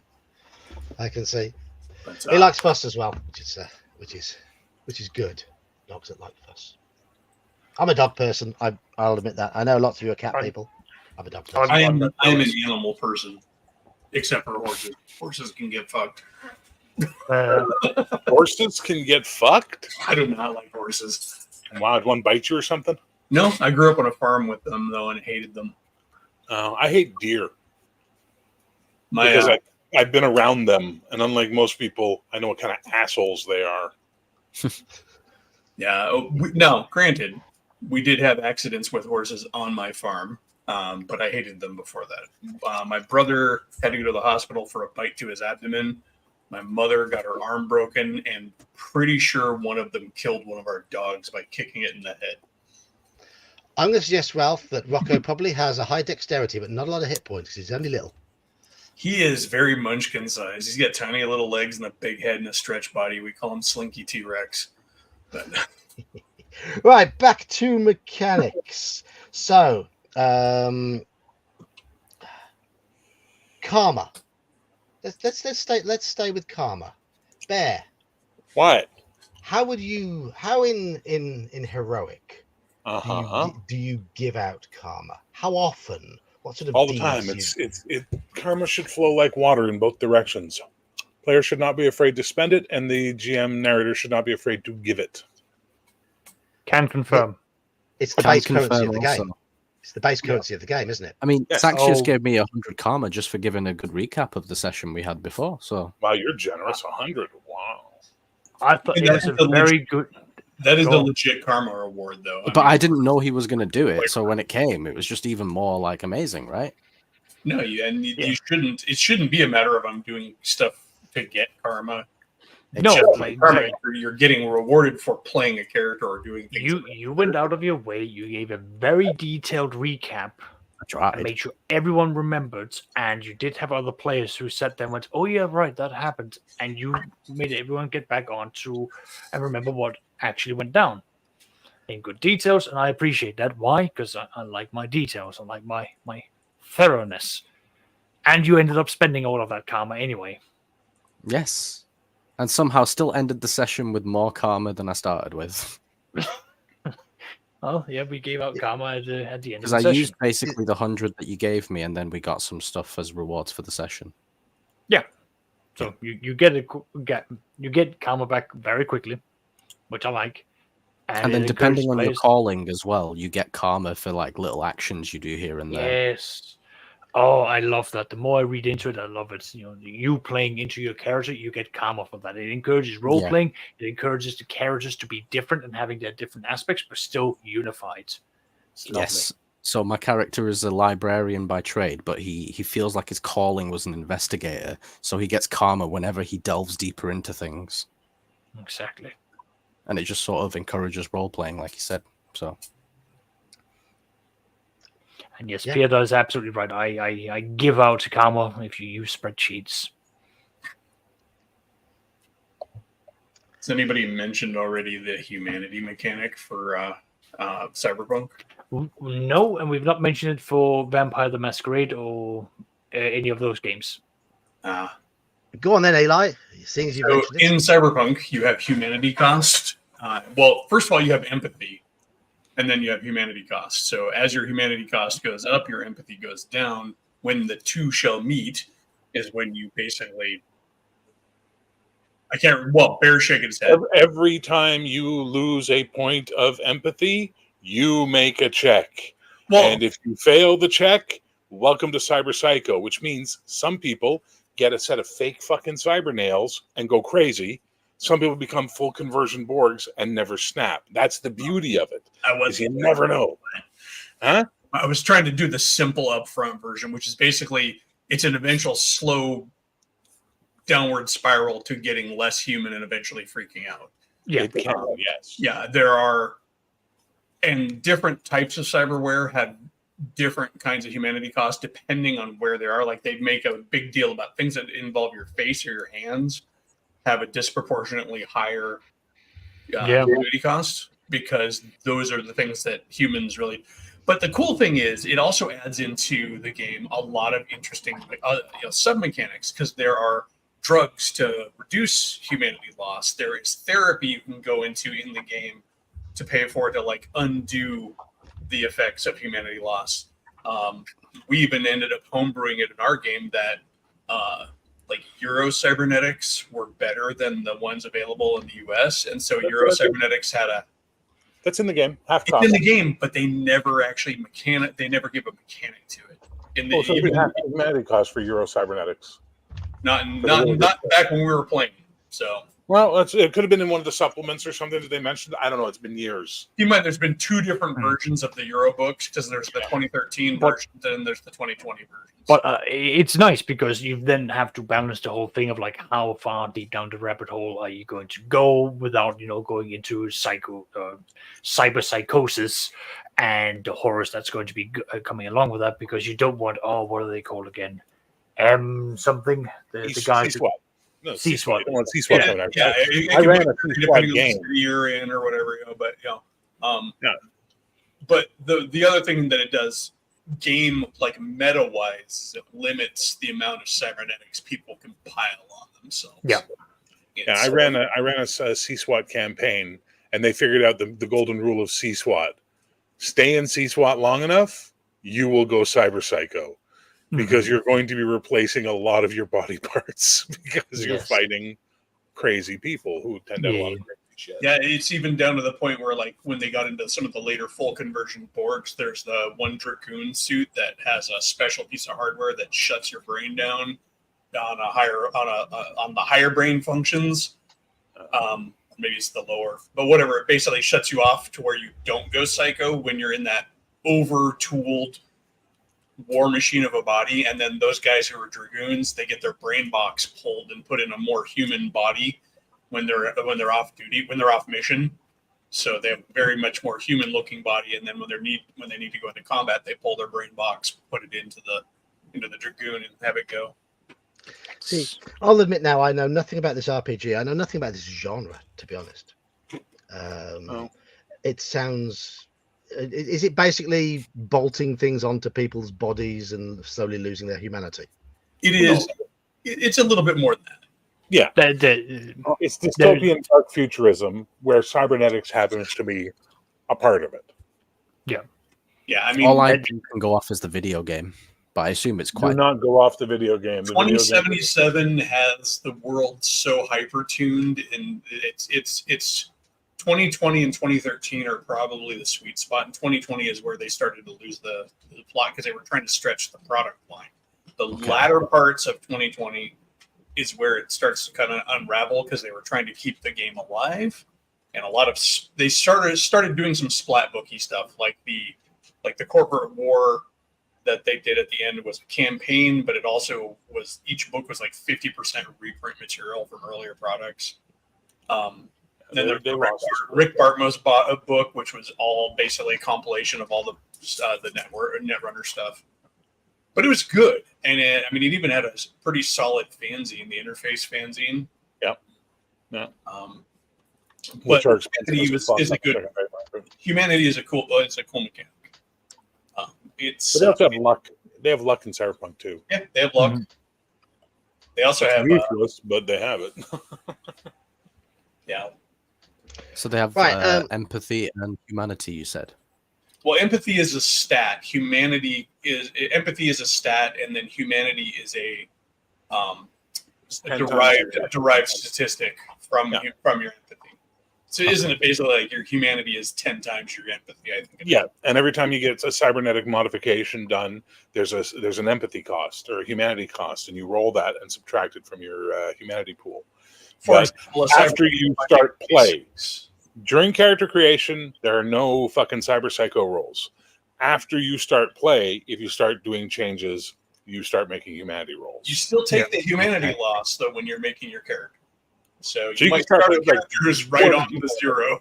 Yeah. 1 humanity and you're okay. You're like, I'm holding on, but if I get like a fucking fake mustache.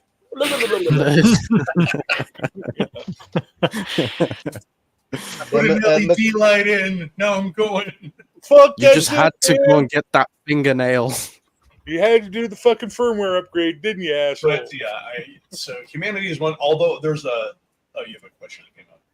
Oh no, this is something that Sakius brought up earlier. How much he likes the interlock system, and it's how it's used in The Witcher.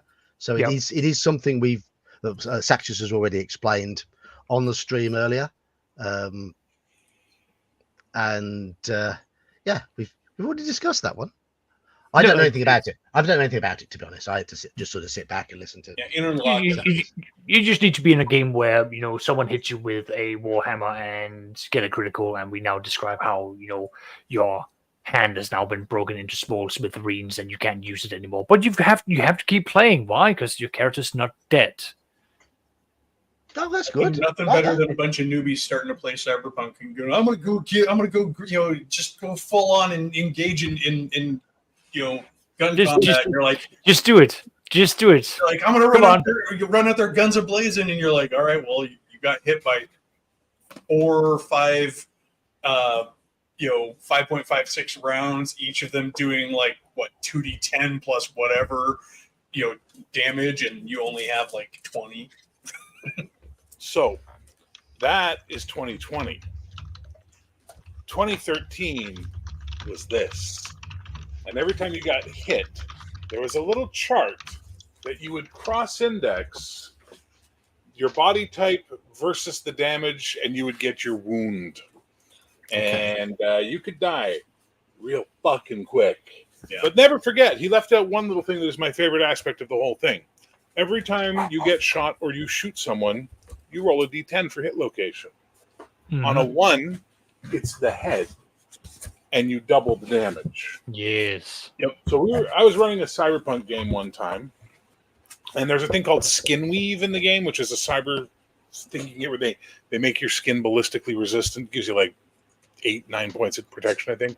Yep. And one of my buddies drew his gun, got a fumble, shot my buddy Chris's character. We rolled for hit location. We got the head. Now, his character was famous for wearing his cowboy hat. And when I asked the question, Chris, how much armor do you have in the head? He went, including the hat? And he said, yes, 0. So basically, the bad guys jumped out and went, and he went, fuck that, pulled his gun and shot his friends in front of him, blew his head right off in front of them.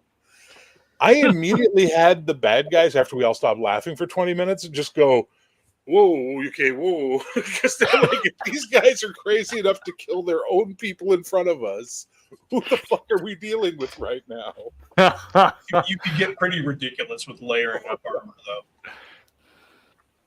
Because you have the armor, you can have the armor built into you, and then you could end up starting to pile like the armor you're wearing on top of that. So, here we go. Yeah. Seeing as you've gone down the realms of the futuristic sort of stuff, and seeing as I am running Expedition to the Barrier Peaks, so I'm going to give you people who know a bit about Star Wars the option to discuss how the Force has been used in Star Wars RPGs?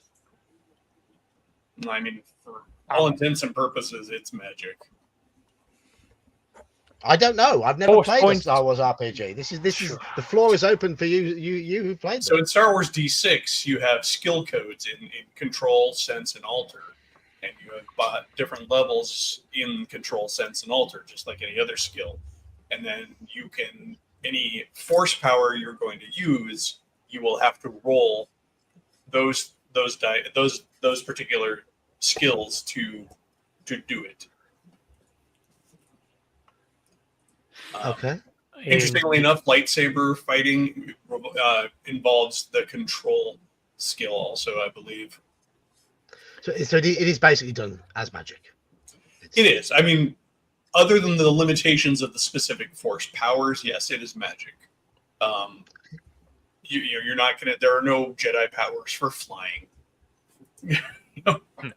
There are, but it is a pretty, at least in the D6 system, it's pretty well integrated into the rest of the skill system.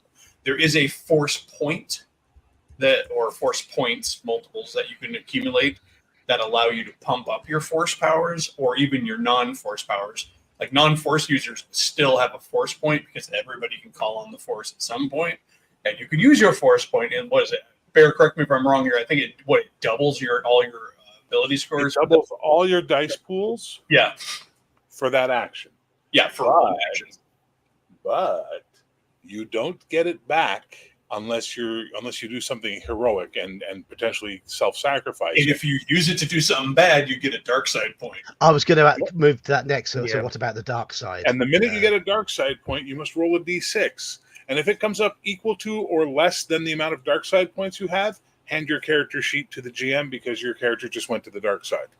It leads to some fun moments. Like, I remember running a game and we had a Wookiee character in the party and he used his force point. Remember that, like the big blast doors, like the Jabba the Hutt palace blast door type things. He's holding one of those up so the rest of the party can get in, and it's crushing down on him. He's like, I want to spend my force point. And of course, he's already a Wookiee. He's super strong. And then it like doubles his strength. And I'm like, okay, you managed to hold it up for one round. And everybody's like, woo, getting it in there. But it was now, like what I used to do is if a character was force sensitive, they would get whispers from the dark side, offering them a dark side point for free to use on this next important roll. The temptation being there of, this would be you're out of force points, but hey, it's dark side's willing to help you. Funnily enough, from now I haven't done a lot of Jedi or force sensitive characters when I've run Star Wars Saga. Well, I've gone through the rules, and I like how they have done the light versus dark in the Saga edition, because if you are playing a Jedi, you have to be patient as a player for building up your powers as a Jedi. You will be very strong at the far end once you get over that hurdle, but it is requiring you as a player to be patient and for your character to be patient to grow themselves. That is also something you run into in D6 too. But if you then choose to go down the dark side, you will get rewards very quickly from the dark side. You accumulate up these powers very quickly. You quickly sort of get up there, but then you plateau, whereas the Jedi will then continue to rise up, which is something I very much like. It's a different form of incentive. Are you looking to acquire power now? Is that what you want to do? Are you hungry for it? Do you want an immediate reward? The dark side is right there, and they will certainly deliver for it. But if you're patient, if you're willing to hold out, if you're willing to suffer and to grow, the Jedi's way will give you the final reward once you've risen up and started to ascend beyond, because then you will outshine the dark side, and it's baked into the mechanics for how powerful you become as a Jedi, at least in the Saga, from what I understand. Yeah, no, it's pretty well established in Star Wars D6, at least as far as the advice to the DM or GM to tempt the Force users when they are using Force points. You really should be, as a GM, going, you could just Force choke. You could make him do what you need to do. He's right next to that cliff. A little push, and that's all it would take to get rid of that Imperial officer who's in your way. And here's a dark side point to make it easier. Yeah. Well, yeah, that's the thing. It's like, hey, it's really a pinch, but you do end up sort of with that in D6 too, because as Jedis are building their force skills out of the same skill points that they would have to use on their regular skills too. Mhm. So you have that choice: do I raise my blaster or raise my control sense halter? Mhm. So, but blaster will do One other thing a mechanic I rather liked. I didn't play this game for very long, but I played in a campaign of Deadlands. And during character creation, you can take a negative trait to get an extra positive trait. And I chose. Yes, Saxon? No, I'm off. I need you to off? go now. Yes. Bye. Bye. Brilliant. All right. Later, Bye, Zach. Zach. Cheers, mate. Later, man. And when I made my character, I thought I'll take that negative trait, and had a sort of mold over them. And my negative trait I took was that I was dying. I had a serious ailment, and it gave me an idea for my character. And thus, Maple Leaf Mick was born, who was a gambler who used his card tricks to produce minor magical effects, only minor, but he was never without his rolling tobacco, which he soaked in whiskey. No, he's chewing tobacco, sorry. He's chewing tobacco. Never without that. He soaked it in whiskey and he wrapped it in fresh maple leaves. And that's how he kept it. But he had throat cancer as a result. At the start of every session, I had to roll dice to see if the cancer had got worse. And when it did, he marched into the enemy base and effectively acted as a suicide bomber. Yeah. And that was the end of his arc. But he was quite interesting. He was very dry in his approach, very fatalistic. He knew what he was suffering from, but he couldn't break the addiction. And I quite enjoyed playing him. And that was born from that mechanic, the idea that you have an ailment, something wrong, something blighting you. I'm gain always like perks and disadvantage and stuff like that on character generation, as long as they're not abused, Yeah. But hold on, I'm gonna go. I'll be back. All right. Okay. So. Yeah, me too. I need Heroic has you got something like that, doesn't it? Oh, he's gone. Yeah. Oh, you go then. Tell us about it, Iman. So Heroic has not just powers and talents, but also quirks. So based on how many positive, negative quirks, you have, you may be able... perks and hitches. Perks and hitches. You're working the latest one. Damn it. Sorry, I might have the old character sheet. My mistake. But anyway, yeah, so these negative... What the fuck did he just say? Perks and hitches. Hitches. Yes. So the hitches have like a certain amount of points to them. And the perks obviously have a certain amount of points to them. And based on the amount of points that you have, you can add more positive quirks based on the amount of negative quirks you decide to take. So, right. It's a trade-off. So I took having two loved ones, which Saxius can use against me at any time, and he will. I know he will, and he will be evil about it. But I basically had him have like a really overbearing mum and dad who just no matter what he did, no matter how many times he was in the newspapers for saving the day or whatever, they just never were proud enough. And he's going to use that against me at some point, which I will definitely revel in. But it allowed me to pick some positive things, such as I always know exactly what time it is, no matter what. And I always know exactly which way is north, east, south, and west, no matter what.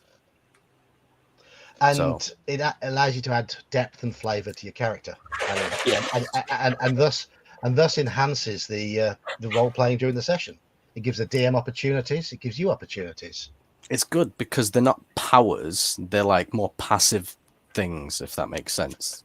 Yeah, that sounds good to me. Sounds good. Yeah. So I like that about heroic. Well, it's not really a heroic thing. It comes originally from, I think Champions did it first. What the limitations and Advantages and disadvantages, merits, flaws, whatever you want to call them. or I even just just the went with, limitations on powers. That's cool too. Yeah. Oh, we have that in heroic. You can put limitations on your powers. Yep, I know. I built a character and he has lots of them. Yes, he does. So, I'm looking forward to that game. Yogg, Mhm. you seeing as you mentioned it, Expedition of the Barrier Peaks, as well as Gamma World, and I believe Gamma World's Antecedent Metamorphosis Alpha, all have. And I may be wrong about Metamorphosis Alpha, but they have a fun mechanic in the tech tree, the mechanics for training to figure out how technological devices that you don't understand work, and they can range anywhere from just delays or taking more time to figure it out to breaking it to where it won't work anymore to having it explode on you depending on the kind of device. And Yeah. it's great. It's a fun mechanic. It's a simple flow chart. Yeah, I'm looking forward to using it on the players. I would say it is one of those liftable mechanics because it has nothing to do with the in-game mechanics of the tech. So you can easily take that and pull it out and put it into any game. Like you could use that in Call of Cthulhu, for example. Let's say the players are in some deep, dark, underground facility and they run into some Mego tech. How do you figure out how to work, the fungus lobsters technology, when you don't know what it is? Use the tech tree from Gamma World. Yep. I like On that note, I got to bounce, guys. So thanks for having me on. Great conversation. Peace, love, Later, geek. We'll see y'all later. Later, man. But yeah, that's one of the additions in the module that I like. That I think I like how it's affected by the character's intelligence, for example. Yeah. And the results results can affect future results. You can get modifiers based on how well or how badly you've done. It looks interesting. Sadly, the only piece of technology they've encountered so far, they melted. So yeah. So do we have more specific mechanics we were wanting to talk about, or are we in the free-for-all stage? We're heading towards the free-for-all stage because we've so far gone through how mechanics affect play, only very briefly, how mechanics should be driven by the genre. We've talked about superhero, sanity, that sort of stuff. Iconic mechanics from games. I think Fantasy and Magic is part of D&D as far as from what I consider to be D&D, but obviously Bear was right in that whatever you consider to be D&D depends on what version where you started. Marvel's Karma, talked about luck, we talked about sanity, briefly went into the Eye of Sauron, but none of you know much about it. How much should we lean on the dice? Quite simply, if there is a cost of failure, if there is jeopardy. Haven't really talked about what dice and what ranges to use. I think that might be that's all over the place depending on what you're wanting to achieve. I mean, my answer to that is I think you should always use the smallest range you can get away with in order to have a desired range of effects. Yeah, so I'm obviously in the process of writing my own choose your own adventure book, but I was thinking about the stats and I'm thinking, well, what's better than like 2d6 or 1d6 plus 6 or 2d6 plus 12, that sort of thing. Yeah. I'm a firm believer in my old age of keep it simple, stupid. I accept there is a great deal of flexibility in percentile dice systems, and as long as you keep the modifiers straightforward, it's absolutely fine. But if you don't have to use percentile, it's better to use smaller dice. And I do like systems that exploit bell curves. I think the bell curves and the idea of more dice tending more towards the middle Yes.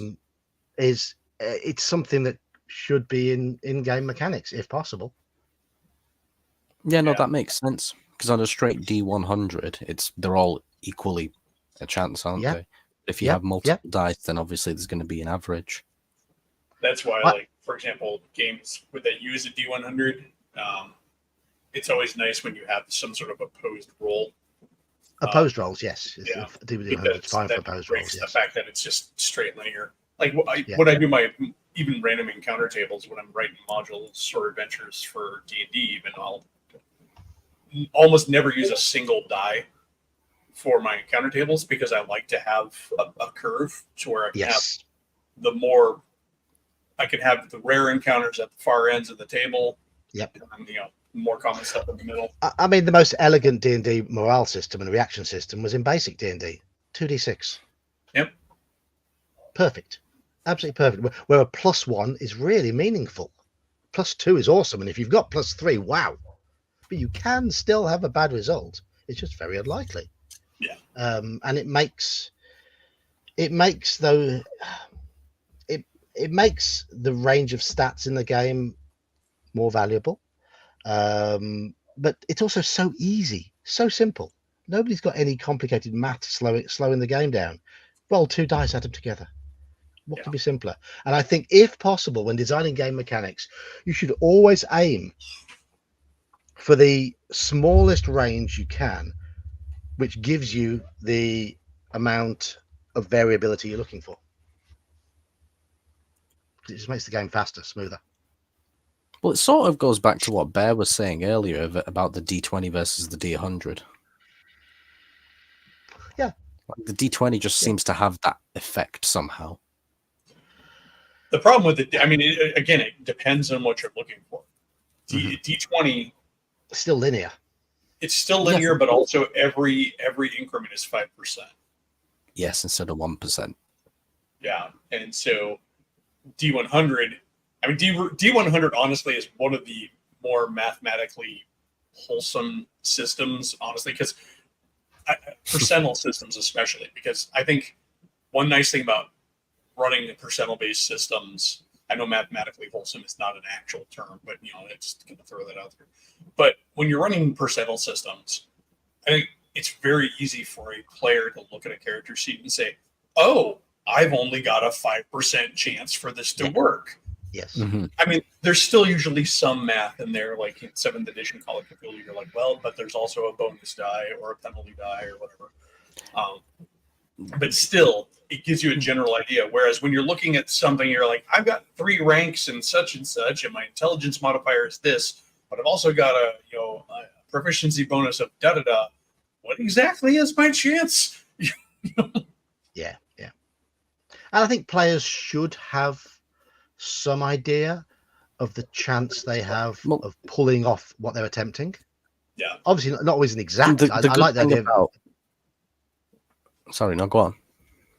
I mean, I don't think they should always know the exact chance, but you should know. You should have a good idea, because you should know your character's general aptitudes, and your character would know, based on their knowledge, whether something is going to be difficult or not.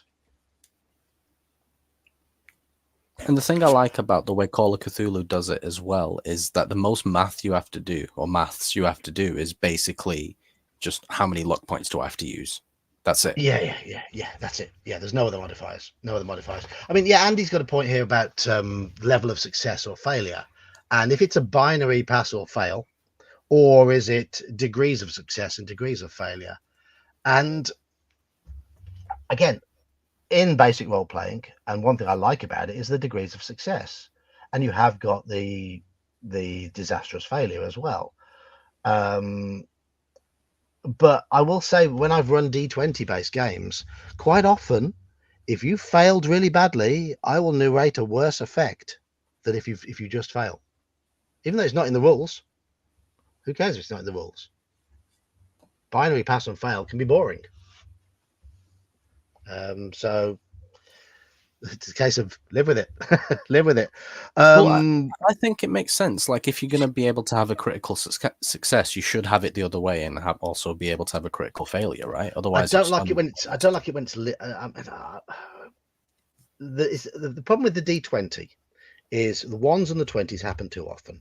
And the reason I don't like critical failures in a D20 system is it punishes classes that get to roll the D20 more often. Fighting classes are always penalized by that because they're the ones rolling the most dice.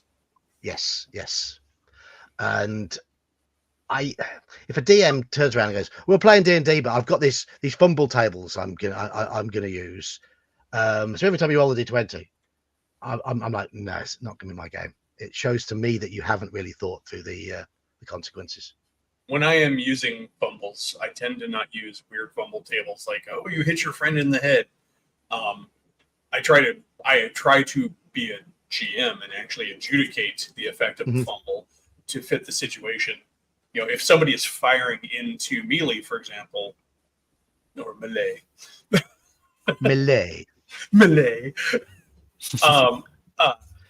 and they fumble, I will tell them, you have a chance of hitting a friend, because that's a narratively logical conclusion. Yes. However, if you're attempting something daft, if you're attempting something risky, then yes, that one will be. Just swinging a sword in melee and you fumble, I'm not going to be like, your sword flies from your hand, because how often is that actually going to happen? What I will do, however, is say you overswing, you overreach, you're off, you find yourself off balance, you find yourself, you're going to be at -1 or at disadvantage or whatever the case may be next round, or the next attack against you is made at that penalty, or whatever, or it could be that, if you're using a hafted weapon and you've already been in a pretty heavy fight and then you roll that fumble, I might choose that is the time when your axe handle breaks, or your bowstring snaps. But I tend to try to avoid the more gonzo slapstick results that often are on those fumble charts. Yeah, it happens. I mean, how many times have you seen someone get hit in the head with a golf club when they're standing behind the person who's swinging? Very occasionally. But it happens. It does, and it is a real possibility, and it should. It does happen, but it shouldn't happen that exact circumstance is not going to happen frequently enough. If you imagine a chance to come up over and over and over. The chance of a fumble on D20 is 1 in 20. Yeah, that's too high. That's too high. Yeah. So imagine if you're doing a round of golf. On average, almost every player will be hit once on average per round of golf by somebody else wielding a golf club. There's 18 holes. That's what the D100 all stood on the tee for. together. That's when teeing off. When they all stood together when you're teeing off. Yeah. So no, that's daft. I mean, I don't mind fumbles in MERP because there's a risk and reward in there based on the weapon you're using. Some weapons have a very low fumble percentage. But MERP is one of the biggest offenders for gonzo doofus. But those are very rare results. And there are I think there are no weapon failures in there which hurt your friends. No, but there is pole vaulting over an imaginary invisible turtle, which is one result on a table which isn't consulted very often. I know. It's one end of the table. It's the Lance table. Yeah. It's that sort of thing. It's a very rare result, but it's one we always pick up on. But most of the results are very, very minor. So I think it's done right in MERP, but I tend to shy away from it in most games anyway. But thinking of sort of percentages and whatever, one thing, and I might annoy a few people in chat now, but I really like the idea of advantage and disadvantage dice, penalty dice, bonus dice, because I think they're elegant. In Call of Cthulhu, you can have hello, Mark Holtman. In Call of Cthulhu, you can have advantage dice and disadvantage dice imposed on your check based on various circumstances, which means you roll 2 d10 for the up to 3. Up to 3, yes, for the tens column, and you keep whatever you roll for the units. So if you roll 30 and 70 and a 1, you get to take the best result, which would be 31.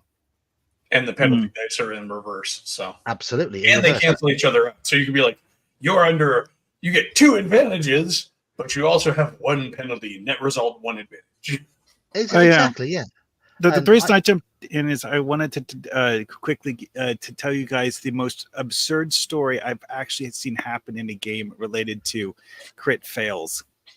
Go on, then. Go on.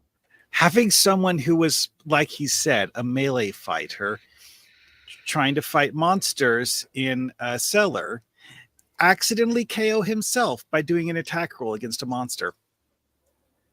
Nice. Okay. Go on. And what sort of level was this individual? Was he? It was a low level character. I think 1, 2. But it just was. He rolled a fumble and rolled like there's like a sub table where it decides what happens when you fumble, and it's like damage self, and then he rolled the maximum possible number on how much damage he did to himself. See, MERP's got a few. You do have the capability of damaging yourself in MERP, but they are generally very rare and very minor. Mm-hmm. It's like roll an A critical against yourself. There's a 1 in 100 chance of that being really bad, and most of them will be minor, and some of them will be nothing at all. So, and it's a very rare result anyway, the damaging yourself. So, I mean, I think the worst critical failure I've ever seen was one of Manfred's characters. They were trying to rally a group of peasants to defend against onrushing orcs. And Manfred's character's got a really good leadership and influence stat in MERP. So he says, "All right, I'm going to rally these peasants. I'm going to like boost their morale, tell a story of bravery." So and then he rolled I think he got a result of something like minus 250 with the critical failure and exploding dice going downwards. So Manfred's character stood there, gave him a rallying speech, and all the peasants ran away. Yeah, but you can easily explain that his delivery was so poor that the net message they got was, "You're all going to die." Yes, yes. You're all doomed. Yeah, Well, it's hopeless. He's trying to sell the heroic last stand, but all they get is the last stand part. Yes. Well, yes. I mean, in this one, I think the system was taking because like it was a weapon attacks. I think it actually just used the weapon damage that his weapon would do when he's attacking an enemy and just applied that to himself. Right, and he rolled very highly on that, and yeah. So I guess that character died. Well, he got KO'd. This is a game where it's like you drop to 0 hit points. Your teammates have however many rounds to revive you before you die. Right. Oh, I remember that. Oh, that's how your first character died in Call of Cthulhu. Indeed. Well, how they didn't react to the fact that you were making Constitution saves for death. Yes. And they just I completely passed ignored 2 it. of them, and on the 3rd one, I didn't. And that's when they arrived. And that's when they arrived, yes. Yeah, that's their fault. Their fault. Yeah, this one was a Hyperborea game. Right. Of course, the bad part there was that my character was the only one who had any healing abilities whatsoever, and not very good ones. Yeah. When the healer goes down and is the only healer, then they're in trouble. I mean, my first edition AD&D campaign effectively ended when they decided to charge the Red Dragon in G3, the Fire Giant module. And one of the most badly cremated characters was their cleric, who was about 10th level and had the ability to raise dead. No longer. Because that character got burnt to a crisp. Real so shame. It was like, oh well. And thus What about completely absolutely just fluff mechanics that are just there for fun or for style? Oh, name one. Well, the example I have is for the Mechton mecha RPG using the interlock system. In there, they have a heroic anime death scene, a death table. When a character's when a character is killed, you roll on this table to see what they can manage to do at the moment of their death, and it's all stylized results based on Japanese animation. Oh, you scream dramatically up to like the biggest result was like suddenly the air is filled with cherry blossoms, and you have a time for a brief montage where you relive your life, and and then you die, and then you explode in a fireball. But it could also be things like your mecha explodes in a fireball and like does X number of damage to any unit close by, or you have time for one more heroic action before you die. It's all very cool thematic. That sounds good. All pulled from the source material, and it's kind of silly to a certain degree. Like, the whole cherry blossoms, time for a montage of your life. But that we see that so often in Japanese animation. At the moment of a character's death, there's some sort of, seeing the spirit of your dead girlfriend who died at mid-season, or or something to that effect. It gives away. Yeah, there's always some like motivation or revelation or something like that. Right at the moment of death. It gives the character a send off. Yeah, it's exactly like they talk about, like in D&D, for example. Like, one of the best ways to get over character death is to like have the party take a moment and actually like mourn, like, especially for the characters that have been long standing. Not first level OSE characters. Yeah, and I mean, Bob the Thief died. I mean, my characters survived all in the same room, but they still. But no, I mean, we used to do things like when your character died, I would end up drawing a picture of them because I was the artist in the group. Here's a picture of your character. But there's fun stuff like that. But I know I've known people who do little headstones for their characters. And at Clericon, isn't there the wall of dead adventurers? But having some fun with it. Nice! They have a graveyard. Working it in somewhat mechanically, like the anime death chart.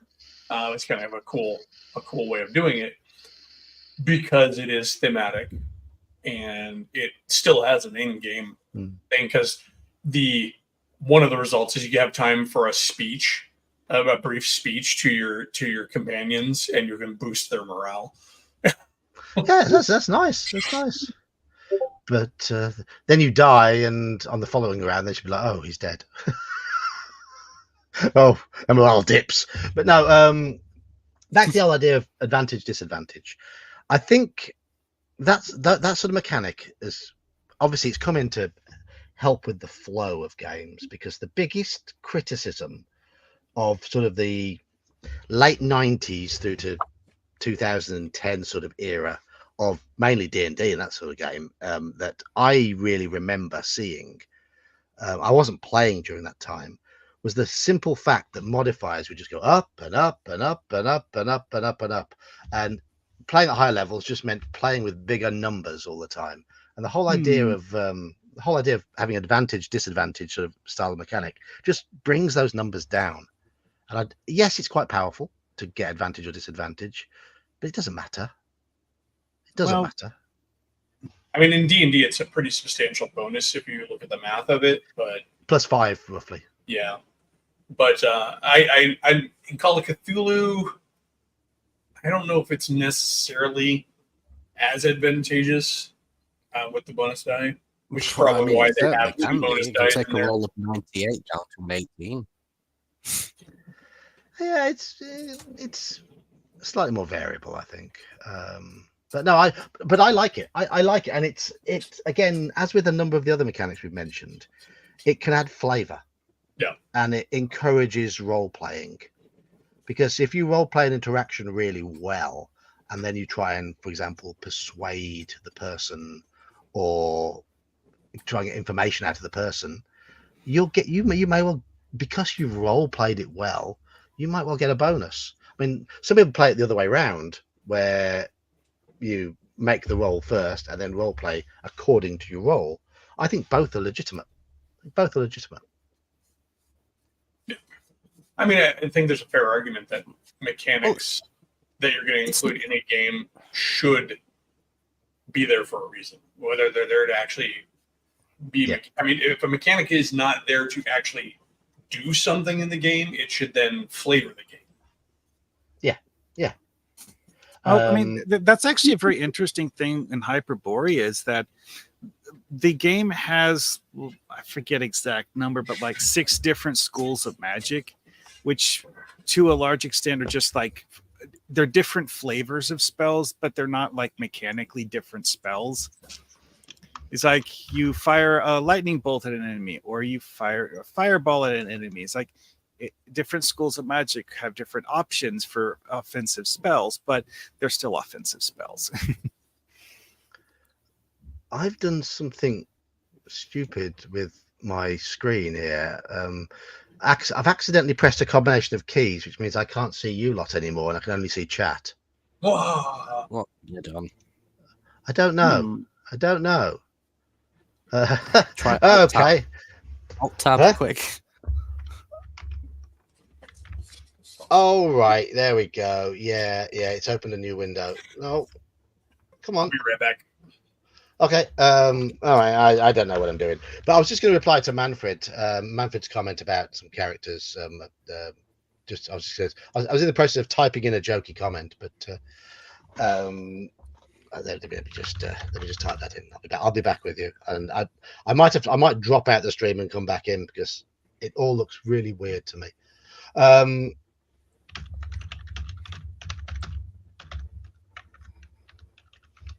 There we go. It's not worth waiting for. How do I? No, I'm completely lost. I wish I could show you what my screen shows now, because it's a complete mess. Oh dear. And it's not being broadcast onto YouTube. No, I can't see anyway. I've lost all of my StreamYard stuff, but you can still hear me, and I'm still in there. Wait, has it stopped? No, it's still streaming. Yeah, it's still streaming. I thought so. And can you still see me? Okay. Yes. Well, The stream looks perfectly normal. It's just my screen. My screen is blank apart from chat. See you, Kabuki. I don't know what I've done. Right. I'm going to leave studio and come back in. Okay. Behave yourselves. All right.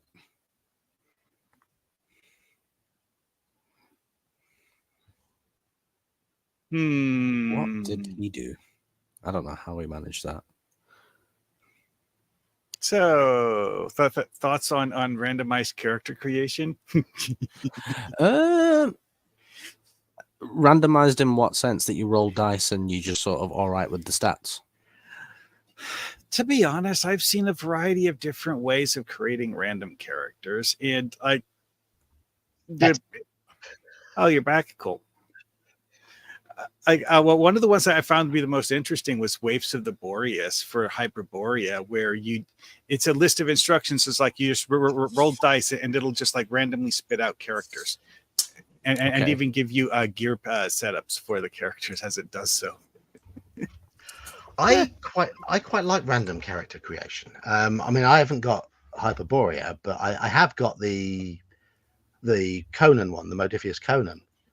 And everything's all laid out in tables. You can just roll on the tables and just move on to the next table based on whatever you roll, and you can make yourself really interesting characters by just randomizing it and then trying to justify why they are as they are.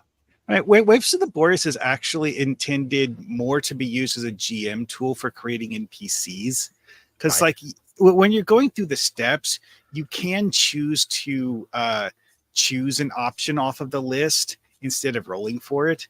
If you want to generate a magician character, you skip the part where you roll for the character class and just pick magician.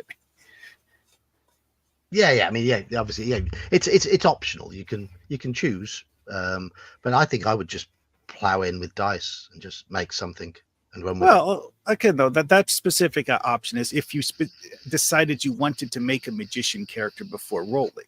If you just want to roll up like 6 guys in an opposing adventurer party, Yeah. I mean, I am pretty much a hardliner in terms of OSE. I like 3d6 down the line. I like to create a character based on what I've rolled. 4d6 rearrange is fine. I like a nice range of scores if that's possible. If that comes up, great. It gives me more inspiration. Well, that is actually one of the things that this particular thing does that's a bit weird, is that you don't actually roll the stats in the traditional way. You roll and then it just gives you a set of stats off of a lookup table, none of which is amazingly good and none of which is actually bad. So they're kind of all different kind of flavors of mediocre.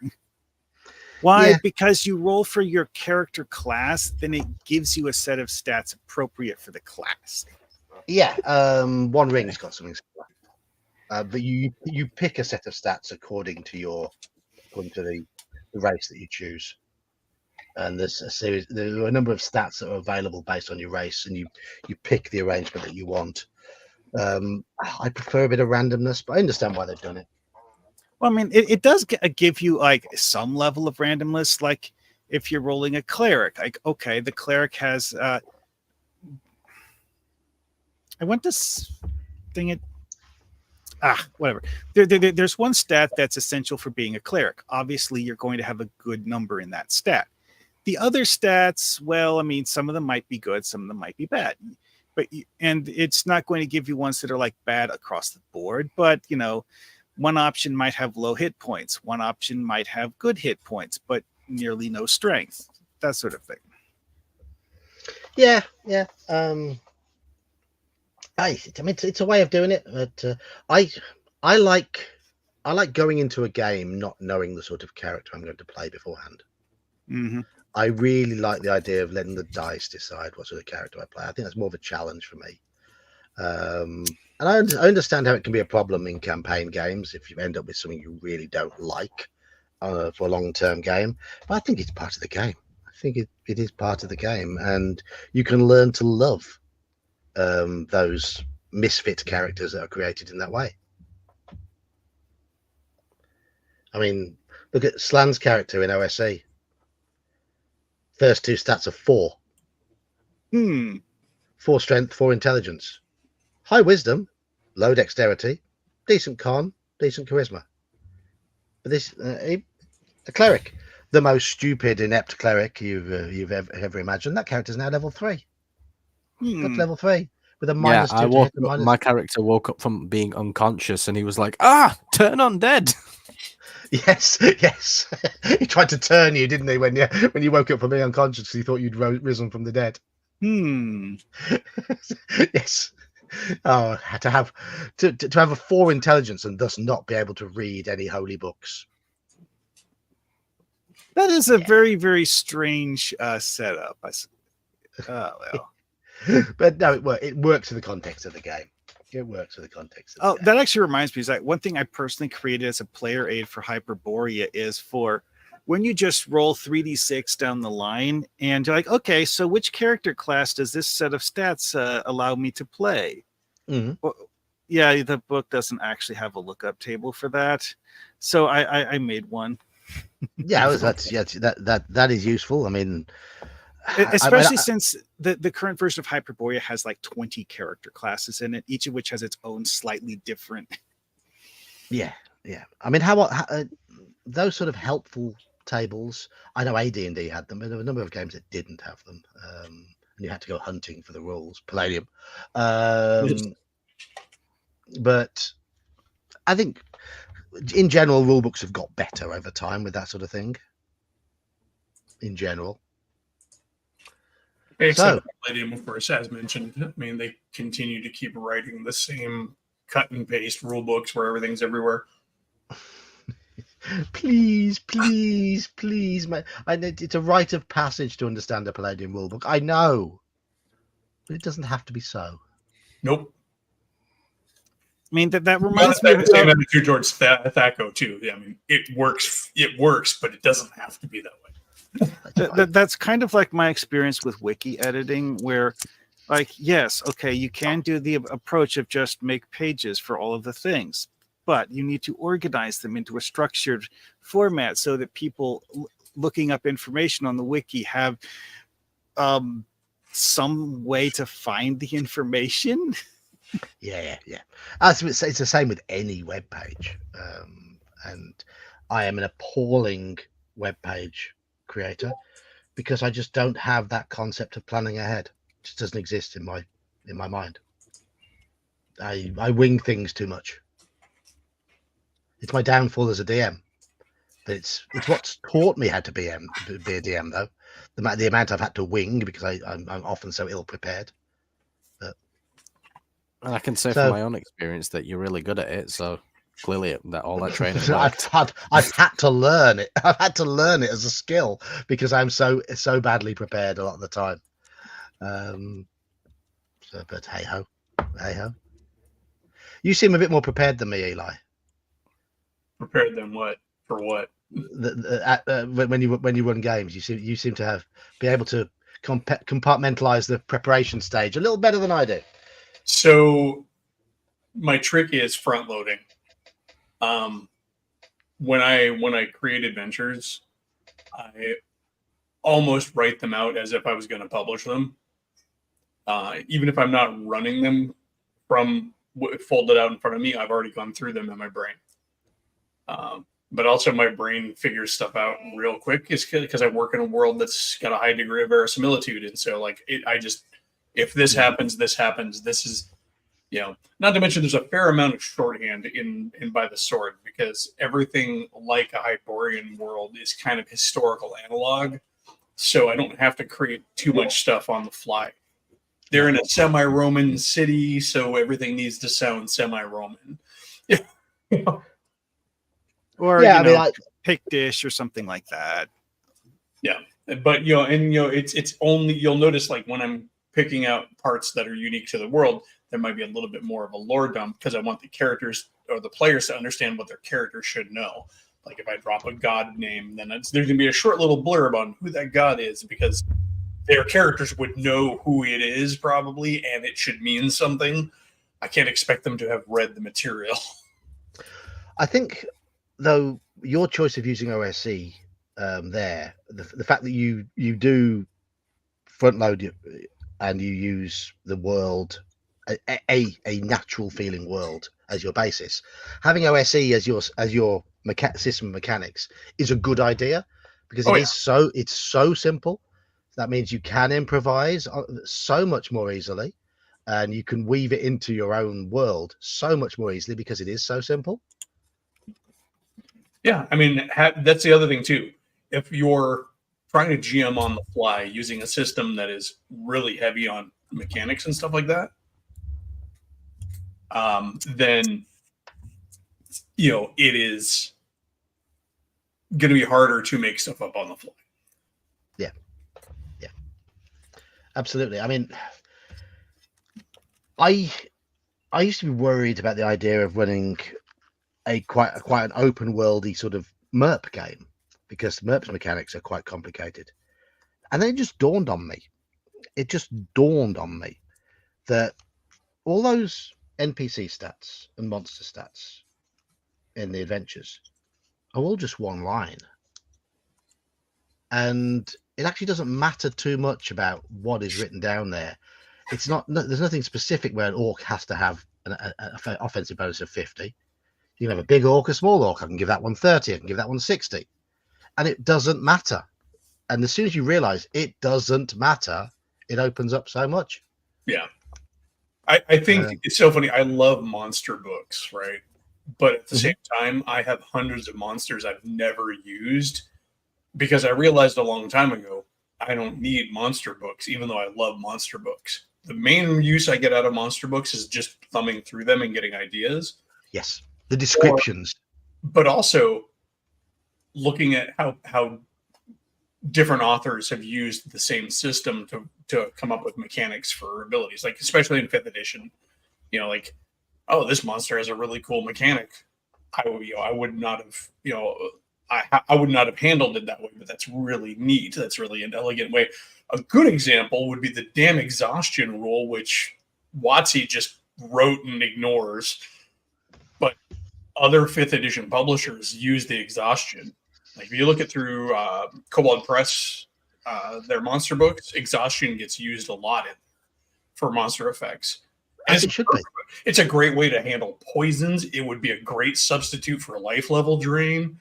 We've talked about that. Disease. As an after effect of being knocked down to 0 hit points. I mean, this sounds elemental that has like harsh environmental effects. Like it radiates massive amounts of heat. Exhaustion. This sounds like how a lot of all of the examples I can think of off the top of my head are video games, but they have an HP bar, an MP bar, and a stamina meter, and that sounds a lot like a stamina meter. Yeah, and it is, and it's not used in hardly at all in standard 5th edition products. It's wasted.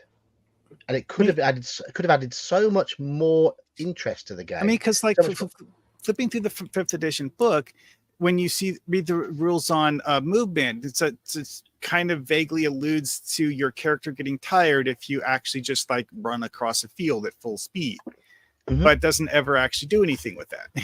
Well, I mean, the other thing there's a rabbit hole there because 5th edition effectively just easy modes so much. Because there's a lot of things that should come into play, but you never get a chance to put them into play because there are so many ways to get around it. Not eating while traveling can rack up exhaustion. Not being able to rest when you need to should rack up exhaustion.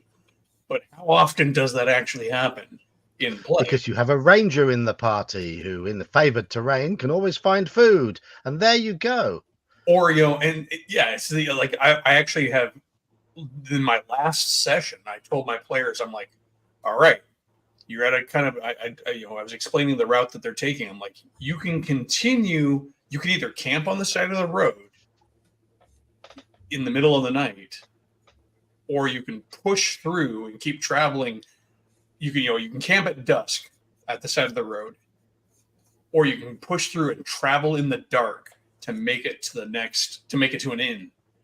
And they're like, and I'm like, but keep in mind, you're going to be traveling in the dark. And then I was also talking like, you can force march yourself to get to this point by the end of the day, or you'll end up still in the wilderness, kind of a thing. And those decisions were meaningful, and they actually force marched. I'm like, okay, you guys have force marched through the day. Understand that if you do another day of travel without properly resting, you're going to start racking up exhaustion. You can use it, but so often there's just so many ways that people can bypass it. And that's, I think that goes back to what is often said about 5e, speaking about mechanics, is that the core mechanics in 5e are really good, actually. It's actually a pretty solid system. It's just the fact that as they built the product line, it just kept getting more and more absurd.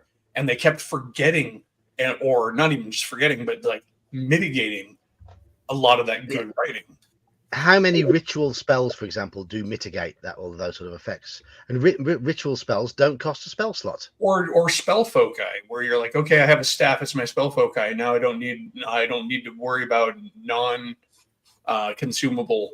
I don't have to worry about consumable. Spell components. Spell components. Yeah. While that is cool, like I remember back in the day, homebrewing things like you have a magic staff, it works as a spell focus. I remember doing that, but it's not usually any one particular thing. It's the culmination of all of these little chips, little bits taken out of the body of D&D that'll eventually leave it really flat. Yeah, you're right. I think in trying to make the focus of the game more on the story, which is apparently what a lot of younger gamers want, they have taken away a lot of the things that made it feel like D&D to us. Yeah, and to be fair to the younger gamers who often get maligned for wanting everything to be story, their experience in fantasy has been much different. Yes. That, you know, D&D was built on episodic, you know, short story based like adventure stories to a great degree. Remember, you remember Gygax was a huge fan of sword and sorcery stuff, which often was pretty short and pretty sweet. And brutal. What? And brutal. Yeah. And over the years of game development out of original D&D, we've seen other game systems come about that aren't D&D that tell a different type of story. Even early on, you were seeing different fantasy RPGs that told a different style of play because not everybody was sold on what D&D had. D&D was what they had, and then they're like, but wait, could it be different? And then you get video games in the mix, for better or for worse. You get popular fiction, comic books, movies, TV, all of that comes along. You can't expect people learning about fantasy now to look at old D&D and go, yes, that makes sense to me. I mean, and then you have people like me who, before I ever actually learned the rules for D&D, I played games like Diablo 2 and Final Fantasy. So when I think about things in D&D, I use analogies with those. Yeah, Grumpy Old Slam makes a good point here, right here. Most novels before the 70s were 150 to 180 pages compared to the modern infinity-logies. Oh yeah, that is very true. Because of that's why I never finished reading A Song of Ice and Fire. I read the first book, and I'm like, I don't want to commit this much of my life to one series of books. I have other things I would like to do with my time. Meanwhile, I read Terry Pratchett, and you rip through that stuff real quick, and you have fun. And when you go back to what's nowadays called classical literature from back in like the year 300, a major historical text might be the equivalent of 5 pages in a book because people had to hand copy it every single time. And you hand copying a 200-page book, that's I think that's a pretty extreme example, though, because that's a limitation of technology as opposed to nowadays it has more to do with the publishing industry. Mm-hmm. As opposed to the limitations of technology. It's never been easier to, I would say that we could have easily published 300-page books back in the day, but nobody felt that it was necessary to write that. Well, I mean, we do know that there were places that did actually have 300-page text. It's just that only one copy of that text ever existed. And I'm talking about more like in the 70s and stuff. What we're talking about in contemporary, because book sizes have doubled and tripled within the last few decades. Yeah, that is very true. All of within the scope of modern publishing. Well, like digital tools for book compositing, I think are a big part of that because you just go into Photoshop and throw in 20 pages of graphics and stuff like that. It comes down to what people are writing, because Stephen King wrote insanely big books back in the 80s too. So, yeah, I think there is a leaning to this day towards quantity over quality. Well, a good chunk of it has to do with just the way that book sales changed. One thing someone pointed out to me years ago is that people will, as a snap judgment, judge the value of a product based on how physically large it is. And like some publishers would actually put that 1-inch margin around the page to make the book physically larger. But so at the same time, they made Tolkien split up the Lord of the Rings because they didn't think a giant book would sell. So well, I mean, there's a comfortably large book, and then there's a book that's too heavy to fit in your lap. Yep. So we are very much in the talk about anything part of the stream now. the last 10 minutes or so.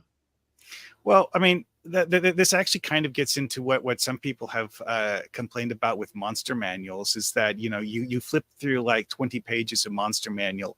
You're like, okay, I've now read the entire 20 pages about red dragons. Now for the 20 pages about blue dragons. The other thing too is, like, as much as there's a lot of monsters in those books, how many monsters you go through and read are essentially goblin plus, orc plus, you know, or it's got a different lore to it, but it's really just a goblin. or the red dragon one, where it's like, you know, it's like, this is a level 5 red dragon, this is a level 7 red dragon, etc. Well, I mean, honestly, age categories are awesome. I personally, I think age categories are. I hate the fact that they simplified them in 5e, because you only have like 4 different categories now. You have as opposed to the 5 you had before. Also, eight in first edition. One of the coolest things Ravenloft ever did was apply age categories to mummies and vampires. That was a great mechanic. It really sells the undead the ancient undead idea much better. I mean, giving a genuine variety to enemies is absolutely a good thing. Because, like, you have the undead that's a standard shambling corpse. Okay, whatever. Then you have, you know, the undead that actually do something other than just shamble towards you. Yeah, I mean, and the cool thing about, for example, age categories, which is a mechanic, so we're still on topic. Yes. Is that it allows you to put a dragon in the game at nearly every stage of the game. Yeah, like you have a level 1 party. It's like, oh, it's a baby dragon. Can we take it home? Yeah. Although you could always pull a dragon slayer on them, and it's like 4 or 5 hatchlings. or taking the hatchling home with you causes the mother to be like, yes, so that's where my hatchling everybody went. wants to hatch the dragon egg or adopt the hatchling. It's, you know, we can have our own dragon. It's all fun and games until you find out that Mama was ancient red. I was thinking along the lines of making a really large omelette. Yeah. I mean, if you really want the dragon to kill you. But yeah, I mean, age categories are a great way to add to. I mean, it's a mechanic that can really be applied to all sorts of things. I mean, potentially, I mean, if you really wanted to as a GM, you could look at even demi-human races. Let's put age categories on elves. Let's say you don't have elves in your game as a PC race. Actually, what popped into my mind was Ents. Well, Ents is a good one. Like you have a 2-year-old sapling-sized ant. Then you have this big old ant that's like 200 years old. Well, yeah, I mean, and of course, all the way up to the point where they become immobile and, you know, no longer are walking around. But, you know, it's another mechanic. I think that it was interesting because for the longest time, it was only dragons had it. It was only dragons. And then Ravenloft comes along and says, you know what would be really cool? Having vampires who are more powerful the older they are. Which at the time that Ravenloft is coming out, I think it makes sense, though, because we're also seeing the Anne Rice stuff kind of come on the scene where we're Buffy the Vampire Slayer played with that too. What? Buffy the Vampire Slayer did that. Well, except for Buffy the Vampire Slayer did that way down the line. Oh, after Ravenloft? Okay. Yeah, because you were talking about Ravenloft as what was it, a 2nd edition box set, John? Yes. Yeah, I don't remember what year Ravenloft was published. So with Ravenloft, early 90s. But Ravenloft is in the 90s, which also puts it squarely in the Anne Rice period of vampires and the Vampire the Masquerade period of vampires, where the concept of vampires being more powerful as they get older is really starting to be embraced, even though it had been in the movies and the comic books for a while. I mean, you go back to the Conan comics where you have like Varney, the ancient vampire. The first vampire who's actually a giant ape man who turned into a vampire, but he's basically a Gigantopithecus who became a vampire. I think the first Ravenloft box set was very early 90s, as far as I know. I know the original module was 83. But the box set was, I think pretty early 90s. But yeah, it's again one of those mechanics that has a lot of places that just didn't. I mean, you could make an argument for like Ancient Fae. You could even apply it to other monsters. I mean, imagine like here's a Manticore with age categories. That's how you get into those like mythical Greek type monsters and stuff. Oh. You know how much I big up a certain module, how much I love it, love it to bits.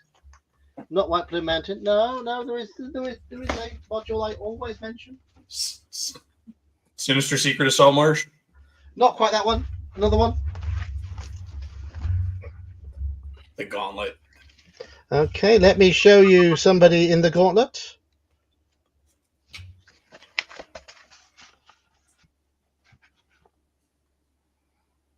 What am I looking at? Pictures. Ancient Knoll Shaman. There you go. The old female witch doctor of the Knoll tribe, with different stats to all of the Knolls. Well, yeah, and that's like you see that with one-offs a lot. But I was just thinking in the context of a monster. Yeah. The whole age categorization. It's just a mechanic that I particularly like. I think it was underused, and I'm glad that somebody tried to use it in new ways, even though that didn't go very far. I actually created a monster for D&D back when Ravenloft came around that was effectively a haunted house monster, where the house itself got more powerful the older it was, because the evil, think of like Hell House, kind of like, the Haunting of Hill House kind of thing. What about a haunted shed monster? Wait. I forget what that horror movie was where the haunted shed monster sounds like something from Goosebumps. I'm just thinking, just make him on perk up. That was there's that one horror movie where this eccentric rich guy built this magic house to trap the vengeful spirits. Yeah, 13 Ghosts. A pretty cool movie visually, though kind of a not the greatest movie in general, but a great movie for ideas and some incredible ghost effects. Yeah, it looks cool. Then you think about the plot and you're like, oh, wait, this is basically just the inside of the magic box from Ghostbusters. Yeah, but the idea of, again, I think it made the point on age categories, but I'm trying to think of other mechanics. We mentioned humanity in the context of Cyberpunk. Of course, Vampire used that, where you had your humanity, and then there are the various rage mechanics, like Werewolf used rage, where as you did things, you would beef up your rage, and if your rage went too high, then you would berserk out. So that was a fun one. It's a great way to, again, an interesting one was in the context of the World of Darkness games, the Changeling game, where they had the Fae, the fairy folk as the player character that you were playing in that one. They had a mechanic called banality, where basically as you became more banal, you started losing your Fae powers, because effectively you became more normal. Normal, yeah. The whole like magical being versus mundane being, where like that the magic just slowly leaches out of you. Exactly. Yeah. And of course with the mage game, you had paradox, where like if you did things that were magic that was too obvious and was too noticeably unrealistic, you would gain paradox, and if you gained enough paradox, you could attract paradox spirits, upwards of including like ripping a hole in time and space because you ruined reality. Like those things in Doctor Who that would hunt down people who created temporal paradoxes. Sort of, yeah. You had paradox spirits, and of course in Mage you had the Technocracy, which was literally a group of mages enforcing static reality. We are coming towards the end of the stream. I had made a note of this and I forgot to bring it up. Somebody did, and I wasn't being rude, I just forgot. Somebody asked me about Index Card RPG earlier. I can't remember who it was. It might have been Brian. I haven't read the rule book for Index Card RPG. I just played in one session. And the mechanic I most liked about that, in that, it was the session was divided into 3 phases: an opening salvo, a middle bit, and an end bit. And the target number you had to achieve to be successful went up with each stage to simulate the rising stakes. So it was quite easy to do what you wanted early on. In the final scene, it was quite difficult. But I liked that. It made it very tense, and it worked. For me, it's a system that works beautifully for a convention game. A 3 or 4 hour game, break each scene into about an hour, and you can use this mechanic very, very sweetly to run through the scenario. I see it being really good for a game that you wanted to play regularly but didn't have a lot of time to play. Yeah, I mean, I struggle to use it to see how it would work in a campaign and how to keep it going. For me, it's very much a one-shot system, but a really good, fun one-shot system.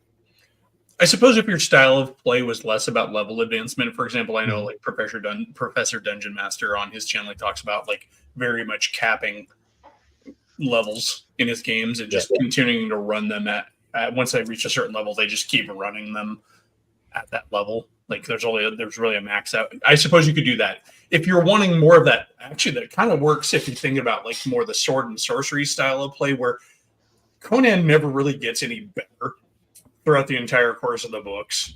He's, his life progresses, but they don't write him as being any more balanced. Yeah. Same thing with comic book characters. Comic book characters, and Bear and I have both mentioned this, is that in comic book games versus comic books themselves, in comic books, characters rarely change as a matter of course. They only change through when the writers or the IP really needs to shift, and there's actually a big event. A big event, a life-changing event. Contrary to conventional tabletop game design, where you're like, oh, I need to get my experience. That's why I loved the karma system in Marvel, because going back to karma, it took a while to get enough karma to actually get a new power or a new absolutely power. And so your characters would stay relatively static. Yes. And it is time for me to go static for the night. Because it is 4 minutes past midnight here, 4 minutes past pumpkin hour. I can feel my head swelling. I can feel my skin turning orange and something sprouting out to the top of my head. So we're heading towards hair, John. The rest of us have it, so you may not be so familiar with the concept. Alone against the static. Yes. So I'm going to depart now, but I want the 3 of you here who have channels. I'm just going to say we had Saxius. Bear was on earlier. Bear has a channel. Bear often streams on a Wednesday night. Saxius has done his first video on his channel, so check that out. And it's to do with bookkeeping. Of course it is. But the 3 of you, I would like you to advertise your channels, and if you're in chat at the moment and you have a channel, advertise it in there as well. Advertise it there, so everybody, this is advertising splurge time. I'm just going to sit back and let you all advertise. And well, IQ, you're up first. Oh, am I up first? Okay. Intellectual Quandary. Hi, it's your favorite nuisance. I stream sometimes on Sundays, depending on, if I have enough time or whatever. So check it out if you're interested. All right, and I am Elfbait.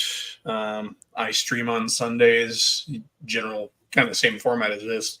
Guests, and we just chit chat about stuff. Less topical than John's channel, because I can never think of a good topic. But then I also every other Monday, I have a streamed game going on, a old school essentials sword and sorcery style game called By the Sword, where several muscle-bound heroes or not so muscle-bound heroes try to make their way through a sword and sorcery world. Yeah. Mark Hockman? Yes, I am Mark Huckman on YouTube and on Twitch, and I actually just finished publishing yet another video about using Star Trek TV show plots in a TTRPG. And That's your shtick, isn't it?